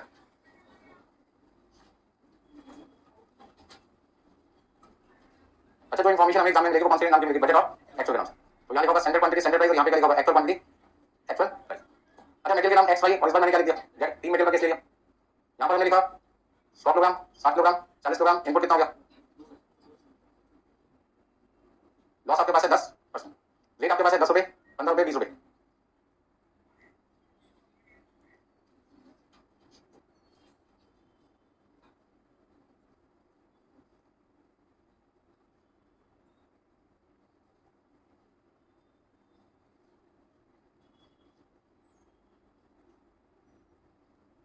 छोटा सा पॉइंट लिखता हूँ find all material variances all में समझ गए कितने आंसर पूछे पांच कौन कौन सा cost price quantity mix yield और इन आंसर के लिए सब नंबर बन गए पहले पांच बजट बनाइए budget cost actual quantity standard price standard cost for actual output और standard cost for actual input उसके बाद तो मैंने मोबाइल नंबर आपको याद करवाया उससे अपना गुजारा करना है गुजारा इसलिए बोला क्योंकि जो लोग समझना नहीं चाहते उनके लिए बेटा करें ये ऑप्शन लास्ट ऑप्शन है तो कितने लोग खुद करना चाहेंगे तो खुद करना चाहेगा बराबर से करो ठीक है जितनी मेहनत आप अभी करोगे क्लास में उतना एग्जाम में आसान लगेगा चैप्टर और मैंने आपको बताया क्लास में जाने के टाइम पर आपको लगेगा सबसे आसान चैप्टर ये होगा दो तीन क्वेश्चन कराऊंगा मैं आपको बिल्कुल सिंपल लगेगा चैप्टर समय बहुत बढ़िया चल रहा है इस समय बाहर नहीं आएगा क्योंकि क्वेश्चन नहीं कर रहा हूँ मैं समझा रहा हूँ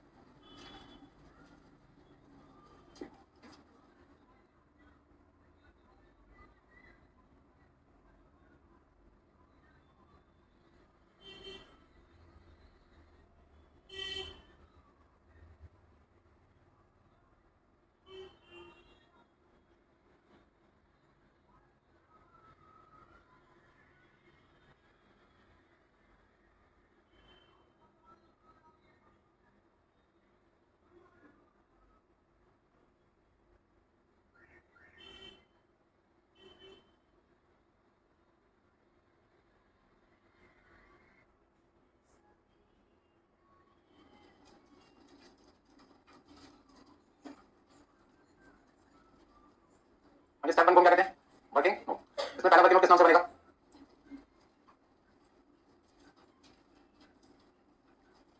ये सबसे पहले मैं लिखूंगा बजटेड कॉस्ट सेकंड मेरे पास है एक्चुअल कॉस्ट थर्ड मेरे पास है एक्चुअल क्वांटिटी है स्टैंडर्ड प्राइस फोर्थ मेरे पास है स्टैंडर्ड कॉस्ट और एक्चुअल आउटपुट और लास्ट मेरे पास है स्टैंडर्ड कॉस्ट और एक्चुअल इनपुट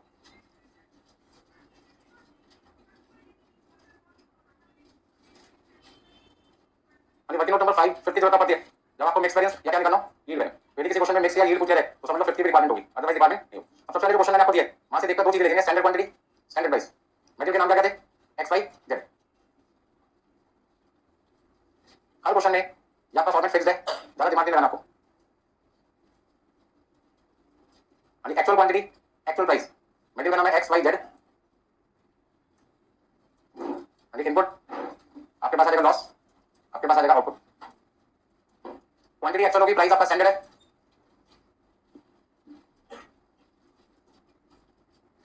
यहां पर हम क्या लिखेंगे standard quantity for actual output ज्यादा मेहनत कहां पे बचने में और कम मेहनत कहां पे सॉल्यूशन फाइनल आंसर में तो बहुत कम मेहनत है ना के बराबर तो फॉर्मूला याद करने की प्रॉब्लम थी वो भी मैंने आपको फोन नंबर के थ्रू समझा दिया तो ये फोन नंबर खाली मटेरियल में काम आएगा मटेरियल के बाद लेबर में भी काम आएगा सेल में भी काम आएगा ठीक है ना प्रॉफिट में भी काम आता है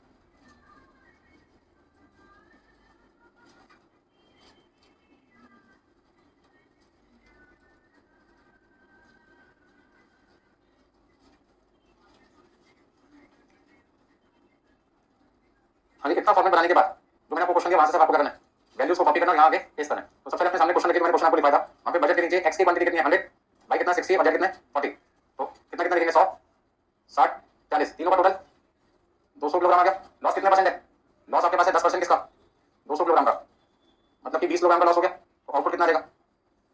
180 किलोग्राम।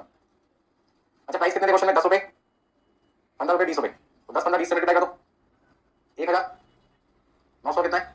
800। और यहाँ पर एक्चुअल क्वांटिटी कितना है? Actual quantity 130 70 50। आपके पास आ जाएगा 250 किलोग्राम, लॉस आपके पास है 40 किलोग्राम, और आउटपुट आपके पास कितना है? 210 किलोग्राम। अच्छा रेट आपके पास है 11 रुपए, 16 रुपए, कितना है? 18 रुपए। मल्टीप्लाई करके बताओ कितना लिखूं? 1430। हाँ जी, 130 को हमने 11 से मल्टीप्लाई किया, फिर 70 को 16 से मल्टीप्लाई किया, 1120, और यहाँ पे कितना लिख दिया? 900। वर्किंग नोट नंबर 1 और वर्किंग नोट नंबर 2 दोनों को दोनों मैंने कहां से लिख के पूरा किया? क्वेश्चन से। जो इन्फॉर्मेशन बजट के नीचे लिखी थी वो बजट कॉस्ट में डाल दी, जो इन्फॉर्मेशन एक्चुअल में लिखी थी वो एक्चुअल कॉस्ट के नीचे लिख दी। इतना काम होने के बाद नेक्स्ट स्टेप है actual quantity at standard price. Quantity actual लिखो, क्वांटिटी एक्चुअल लिखो, और प्राइस आपको लिखना है स्टैंडर्ड। 1300, 1050 और 1000। कोई दिक्कत इसमें? अभी पहले 3 कैलकुलेशन में कोई प्रॉब्लम किसी को? हो गया सबका? अगला point, point number 4। Point number 4 में ध्यान दें, तो हमें standard quantity for actual output चाहिए। अब standard quantity for actual output का मतलब क्या वो समझ लो एक बार फिर से। हमें जो इन्फॉर्मेशन दे रखी है क्वेश्चन में, हमें जो इन्फॉर्मेशन क्वेश्चन में दे रखी है 100 60 40 की, वो किस लिए दे रखी थी? 180 के लिए दे रखी थी। और मुझे किस लिए चाहिए? मुझे किस लिए चाहिए? मुझे तो 210 के लिए चाहिए। तो जो स्टैंडर्ड क्वांटिटी मुझे क्वेश्चन में दे रखी है वो तो 180 के लिए दे रखी थी ना। जो स्टैंडर्ड क्वांटिटी मुझे क्वेश्चन में दे रखी थी वो तो 180 के लिए दे रखी थी, और मुझे स्टैंडर्ड क्वांटिटी 180 के लिए चाहिए। किसके लिए चाहिए? मुझे किसके लिए चाहिए? 210 के लिए चाहिए। तो मैं क्या करूंगा? 100 divided by 180, 60 divide by 180, 40 divide by 180, multiply by 210, और रेट कितना है? 10 रुपए, 15 कितना है? 20। अब डायरेक्टली कैलकुलेशन कर लेना। डायरेक्टली का मतलब है पहले तीनों को मल्टीप्लाई कर दो, बाद में 180 से क्या कर दो? डिवाइड कर दो, नहीं तो फिर क्वांटिटी का फ्रैक्शन भी आ सकता है। हाँ जो लोग ध्यान से मेरी बात नहीं सुनते बाद में दिक्कत आएगी उनको। पहले तीनों को मल्टीप्लाई करो, 100 इंटू 210 इंटू 10 और डिवाइड बाय 180। कितना लिखूं? 1166.67। आप चाहो तो 67 लिख सकते हो, 67 लिखते हैं आपके लिए तो खुशी मिलती है आपको। देखो यानी 60 multiply by 210 multiply by 15 divided by 180, 1050। यानी 40 को मल्टीप्लाई किया 210 से, मल्टीप्लाई किया 20 से, डिवाइड किया 180 से, 933। यानी समझ में आ गया सबको? मैंने क्या किया? मैंने कहा ये जो स्टैंडर्ड क्वांटिटी मुझे क्वेश्चन में दे रखी थी, ये जो स्टैंडर्ड क्वांटिटी मुझे क्वेश्चन में दे रखी थी वो तो 180 के लिए दे रखी थी ना। मुझे 180 के लिए थोड़ी चाहिए, मुझे तो किस लिए चाहिए? 210। तभी तो इसका नाम बदल के क्या लिखा? Standard quantity for actual output. Actual output को बनाने में कितना सामान लगना चाहिए था? तो मैंने कहा 180 को बनाने में 100 60 40 चाहिए था, तो 210 को बनाने में कितना चाहिए होगा? प्रोपोर्शनेटली कर दिया, जिसको कहते हैं यूनिटरी मेथड।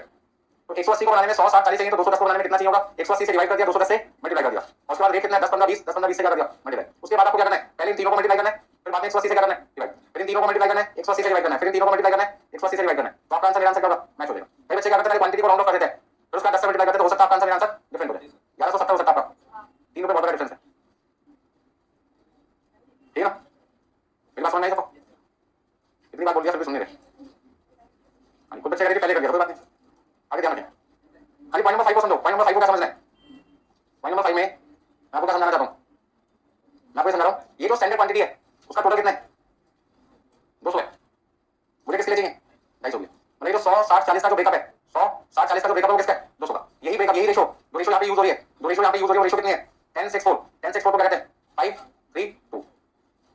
तो यहाँ पे हमने मटेरियल यूज किया है 200 किलोग्राम, प्लीज ध्यान से समझिए। 220 किलोग्राम का मटेरियल यहाँ पे हमने यूज किया है, उसके रेशो है 100:60:40, मतलब 10:4। 10:4 का मतलब क्या होगा? 5:3:2। तो 200 किलोग्राम के लिए 5:3:2 रेशो यूज की जाती है। तो मैं जानना चाहता हूँ यदि ये रेशो 5:3:2 मैं 250 के लिए यूज करता तो मेरा मटेरियल कितना लगना चाहिए था? Standard quantity for actual input का मतलब होता है एक्चुअल इनपुट है 250 किलोग्राम, और यदि 250 किलोग्राम को उसी प्रोपोर्शन में यूज किया जाता जो प्रोपोर्शन आपने सोचा है, तो आज कितनी क्वांटिटी एक्स वाई जेड की लगती? तो 200 में कितना चाहिए था? 100 60 40। तो 250 में कितना चाहिए? रेट आपके पास है 10 15 20। मल्टीप्लाई करके बताओ, जानना मल्टीप्लाई पहले तीनों को मल्टीप्लाई करो ऊपर वाले को, और बाद में 200 से क्या करो? डिवाइड। 1250 कितना लिखूं? 1125 1000 हो गया। स्टेप नंबर 1 आपका कंप्लीट हुआ। अब आपके पास आएगा स्टेप नंबर 2। स्टेप नंबर 1 फटाफट से नोट कीजिए, थोड़ा जल्दी करिए, और 2-3 क्वेश्चन भी करने हैं। 2-3 क्वेश्चन करोगे तो प्रैक्टिस हो जाएगी, किसको पहले लिखना है किसको बाद में, सारा ठीक है जगेगा। किसको पहले लिखना है किसको बाद में लिखना है।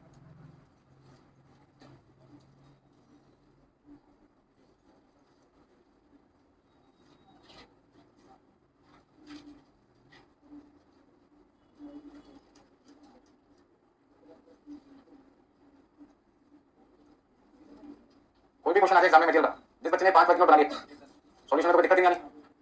वही 5 वर्किंग नोट में मेन वर्किंग नोट कौन सा होता है? Working note number 1 working note number 2। अब आपको सब वर्किंग नोट 1 और 2 तो हमें क्वेश्चन से देख के बनाना होता है, उसमें सारी चीजें तो क्वेश्चन में दे रखी हैं, वहां से देख के 1 और 2। अच्छा कई बच्चे अपने मन में सोचोगे सर ने 5 वर्किंग नोट बनाए लेकिन सवाल कितने होते हैं? 4। पहला नंबर तो कभी यूज नहीं हुआ, क्यों? क्योंकि वो कैलकुलेशन आपको दे रखी थी बजटेड आउटपुट, किस पर दे रखी थी? बजटेड। और हमें बजटेड आउटपुट को कंपेयर नहीं करना किसी से, हमें तो आंसर किसके लिए चाहिए एक्चुअली, इसलिए पॉइंट नंबर 1 का यूज कहीं पर भी नहीं होगा। नहीं, बाकी चीजों को निकालने में यूज होता है, आंसर में कहीं यूज नहीं होता। हो गया सबका? अब पहला आंसर लिखो फटाफट से, first answer solution step number 2, वही तो स्टेप है। पहला आंसर क्या निकालना है? मटेरियल कॉस्ट वेरिएंस, फॉर्मूला याद करो। अभी आप लिख सकते हैं अपने लिए 4 - 2, एग्जाम में बिल्कुल नहीं लिखना, जिन बच्चों को फॉर्मूला याद नहीं हो रहे उनके लिए लिखा हूं बस मैं। 4 - 2 मैंने लिखा था स्टैंडर्ड कॉस्ट और actual output minus actual cost. यानी इनके कोई ऐसा फॉर्मूला नहीं बताता 4 - 2 मटेरियल कॉस्ट वेरिएंस होता है, जैसे हमारी अपनी हिसाब से कैलकुलेशन है। यानी मटेरियल के नाम क्या है? X Y Z. Material cost variance bracket में क्या लिखेंगे? टोटल। यानी दूसरा आपके पास है मटेरियल प्राइस वेरिएंस, फॉर्मूला था 3 - 2। 3 का मतलब था actual quantity at standard price minus actual cost.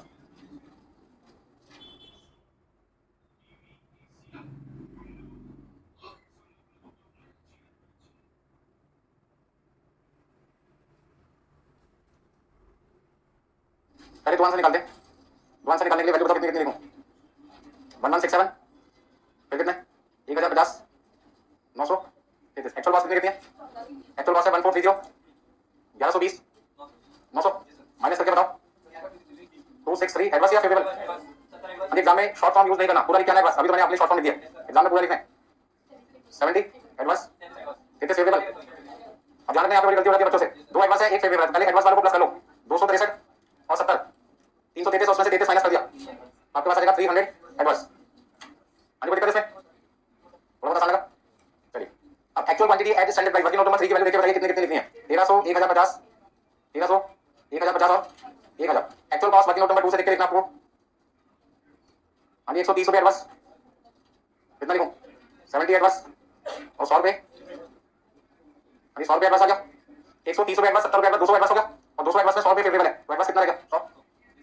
बोलो दोबारा समझाओ, आगे सबका ऐसी बाकी का आंसर निकालो जल्दी जल्दी, कोई बात नहीं। कितना लोगों ने कर लिया? बहुत सारे लोगों ने कर लिया, मुझे नहीं पीछे रह।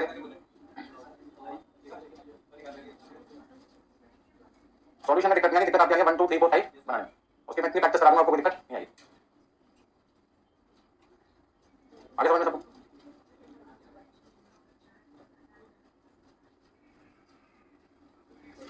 मटेरियल क्वांटिटी वेरिएंस हम क्या लिख रहे हैं?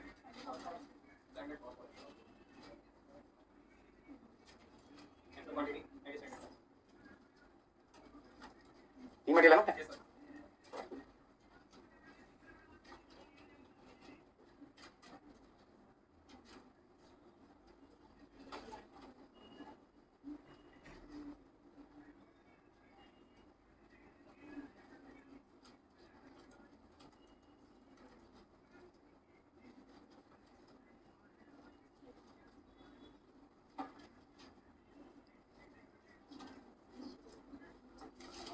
देखो भी फटाफट से क्या लिखना है?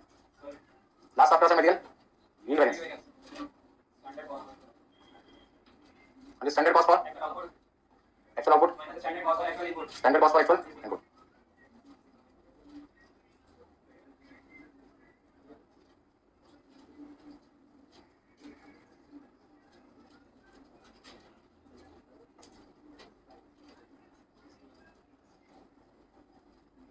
हाँ वैल्यू पुट करते हैं 1167 1050 933। कितना लिखे माइनस में? 130 रुपये एडवांस आ जाएगा, दूसरा नील शांति शांति। यहाँ पे आपका आ जाएगा 67 एडवांस, तो आपका टोटल एडवांस आ जाएगा 200। अब 200 का ब्रेकअप करके दिखाना है, तो यहाँ पे आपके पास वर्किंग नोट नंबर 5 से वैल्यू ढूंढनी पड़ेगी। 1250, 1125, 1000, 1250, 1125, 1000, 1300, 1050 और 1000। यानी 50 एडवांस है आपके पास में, 75 फेवरेबल, और यहाँ पे आपके पास आ जाएगा नील। अब ध्यान रखना 50 का नुकसान है, 75 का फायदा है, अभी भी 25 का फायदा है, फेवरेबल है। एडवांस का मतलब लॉस और फेवरेबल का मतलब फायदा। अच्छा यहाँ पे आपने लिखा 1167 1050 933, यहाँ आप लिखेंगे 1250, 1125 और 1000। कितना लिखें?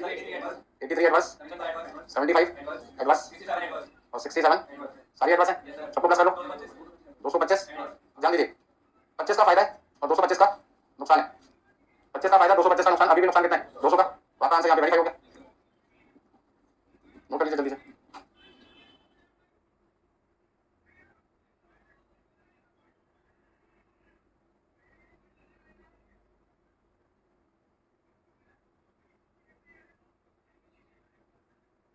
सभी के पास में बुक्स हैं जो मैंने आपको दिया, और यदि किसी के पास बुक नहीं है साथ वाले से फोटो भेज सकते हो उस क्वेश्चन की, ठीक है ना। अभी चैप्टर का नाम है स्टैंडर्ड कॉस्टिंग और question number 4 standard costing chapter का नाम है। इंडेक्स में पेज नंबर मिलेगा, वहां से देखिए क्वेश्चन नंबर 4 पे आ जाओ, 4 क्वेश्चन नंबर। अभी जिनके पास बुक नहीं है या लेके नहीं आया भूल गए, कोई भी रीजन हो सकता है, साथ वाले से फोटो खींचो क्वेश्चन की, क्योंकि जितना अच्छा आपको मोबाइल स्क्रीन पे दिखता है तो बुक में भी दिखेगा आपको।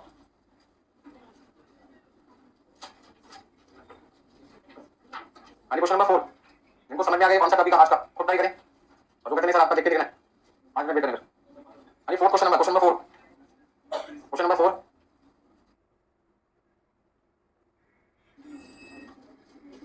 अभी 4 क्वेश्चन चैप्टर का नाम है स्टैंडर्ड कॉस्टिंग, वेरिएंस का नाम है मटेरियल वेरिएंस। 4 क्वेश्चन की बात चल रही है। यहाँ पे सबसे पहले देखो क्या लिखा हुआ दिखाई दे रहा है आपको, 4 क्वेश्चन लिखा है मिक्सचर्स लिमिटेड, मिलेगा सबको।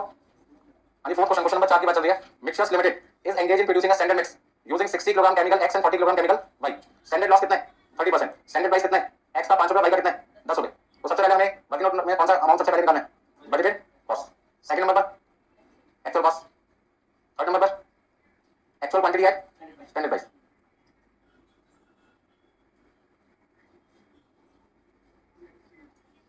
फिर आपके पास है standard cost for actual output, और लास्ट आपके पास है standard cost for actual input. Number 1, number 2, number 3, number 4, number 5। In numbering के हिसाब से मैंने आपको स्टैंडर्ड कॉस्टिंग का फोन नंबर बताया था। नंबरिंग चेंज हो जाएगी, फोन नंबर भी चेंज हो जाएगा। अभी सबसे पहले हम क्या लिखते हैं, standard quantity, standard price, actual quantity, actual price, actual quantity, standard price, standard quantity for actual output multiply by standard price.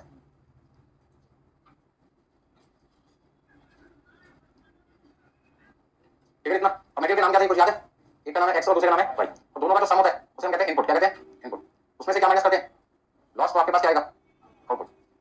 ये सारी की सारी इंफॉर्मेशन है बजट की। अब आ जाओ एक्चुअल पे।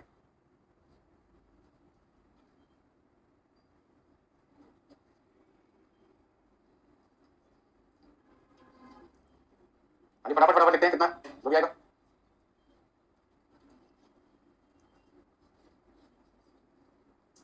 हर क्वेश्चन में आपने देखा होगा सबसे पहले मैं क्या करता हूँ 5 कैलकुलेशन के नाम लिखता हूँ और उनका फॉर्मेट बना देता हूँ। क्वेश्चन आएगा फॉर्मेट बनाएगा कम से कम, तो फॉर्मेट बन जाएगा तो समझ लो आपका क्वेश्चन भी हो जाएगा। अब सबसे पहले जब मैंने क्वेश्चन बनाना स्टार्ट किया तो मुझे कौन कौन सी जानकारी मिलती चली गई। यहाँ पे लिखा है एक्स कितना यूज करो स्टैंडर्ड में 60 और वाई कितना यूज करो 40, मतलब टोटल आपके पास कितना देगा 100 किलोग्राम। लॉस है 30%, 30% बोले तो 30% निकालो 100 किलोग्राम का, आपके पास कितना देगा 30 किलोग्राम, तो आपका आउटपुट कितना देगा 70। कोई दिक्कत यहाँ तक। एक्स है 60, वाई है 40, टोटल आपके पास है 100, 100 का 30%, 30 किलोग्राम का नुकसान हुआ, तो आपका आउटपुट कितना देगा 70। ये सारी इन्फॉर्मेशन क्वेश्चन में दे रखी है। क्वेश्चन 7 वाले की बुक से देख लो, उसने तो पढ़ना यहाँ पे पढ़ो कम से कम। हाँ जी, प्राइस कितना कितना बताया 5 रुपये 10 रुपये। अगला point the actual mixture. Mixture का मतलब क्या होता है, मिक्सचर का मतलब क्या है, जब हम किसी सामान को बना रहे हैं, किसी आउटपुट को बना रहे हैं, किसी फिनिश गुड्स को बना रहे हैं और वहां पे यदि 2 या 2 से ज्यादा मटेरियल यूज हो रहे हैं तो सभी इनपुट के टोटल को क्या कहते हैं मिक्सचर। ठीक है ना। अब आपके घर में मान लो खाने के सामान सपोज करते हो गेस्ट आ गया और आपने उसके सामने मूंग की दाल रखी तो मिक्सचर थोड़ी बोलते हो उसको, उसमें से क्या दिखाई दे रहा है मूंग की दाल दिखाई दे रही है। उसमें यदि 3-4 वैरायटी मिलाती जाए तो आप क्या कहते हो मिक्सचर डाल दिया, कैसा लगा बताओ बस बना दिया, तो मिक्सचर नाम का दिया। यहाँ पे इंग्रेडिएंट जो होते हैं X material Y material Z material मतलब 2 या 2 से ज्यादा मटेरियल यूज होते हैं तो उनके टोटल को क्या कहते हैं मिक्सचर। उसके टोटल को क्या कहते हैं इनपुट या फिर मिक्सचर। मिक्स हो गए बस बना दिया।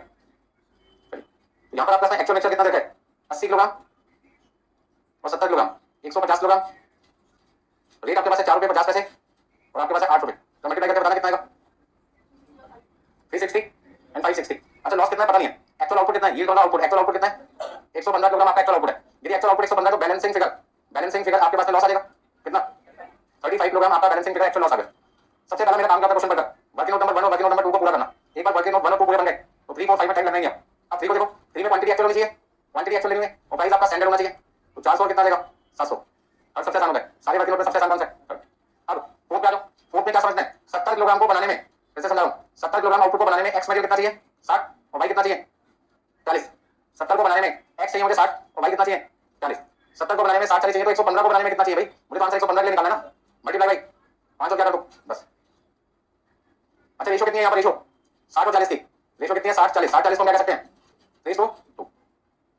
तो यदि 150 किलोग्राम इनपुट को 3:2 की रेशो में यूज किया है, 150 किलोग्राम इनपुट को यदि 3:2 की रेशो में यूज किया है तो आपका कितना खर्चा होना चाहिए था मटेरियल का। तो 150 किलोग्राम को 3:2 में लाने का तरीका क्या है 100 किलोग्राम इनपुट में 100 किलोग्राम इनपुट में एक्स 60 और वाई कितना 40, तो रेशो ये बनती है ना 3:2 का मतलब 3/5 और 2/5। बस आपको जरा मल्टीप्लाई करके बताना कितना कितना आएगा है तो मेरी हेल्प करने वाला बताओ। पहले वाले में दूसरे में 493 650 450 658 600 करो। अभी 4 वर्किंग नोट बनाने के बाद सारे नहीं 5 वर्किंग नोट बनाने के बाद क्या करना आंसर निकालने निकाल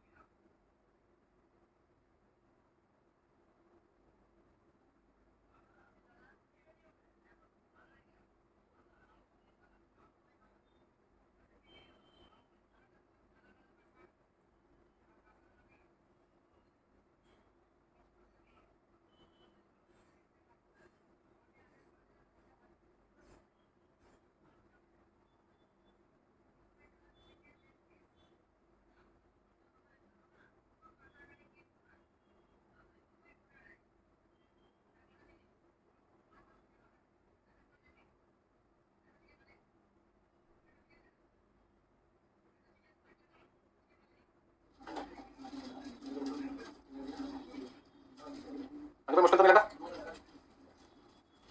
ठीक है, आप तो फिर थोड़ा सा प्रैक्टिस कम कर पाए, अगली क्लास में तो करना ही है, प्रैक्टिस से प्रैक्टिस करनी है। तो अगली क्लास में आपकी फीलिंग आएगी सर कि वर्क नोट बनाने का सॉल्यूशन खुद ही कर लेंगे, रहने दो, और मुझे क्या करना पड़ेगा, करवाना पड़ेगा। अभी फोर्थ आंसर निकाल के दिखाऊंगा, हो जाएगा। कितने बच्चे कर पाए? काफी सारे लोग आपका कर देते, झूठ तो नहीं बोलते, लगभग सबने आपका कर दिया था। तो इससे चेक कर लो किसी का भी।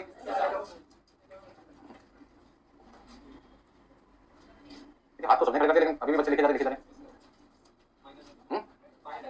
Final touch. चलिए आखिर इतने करते हैं।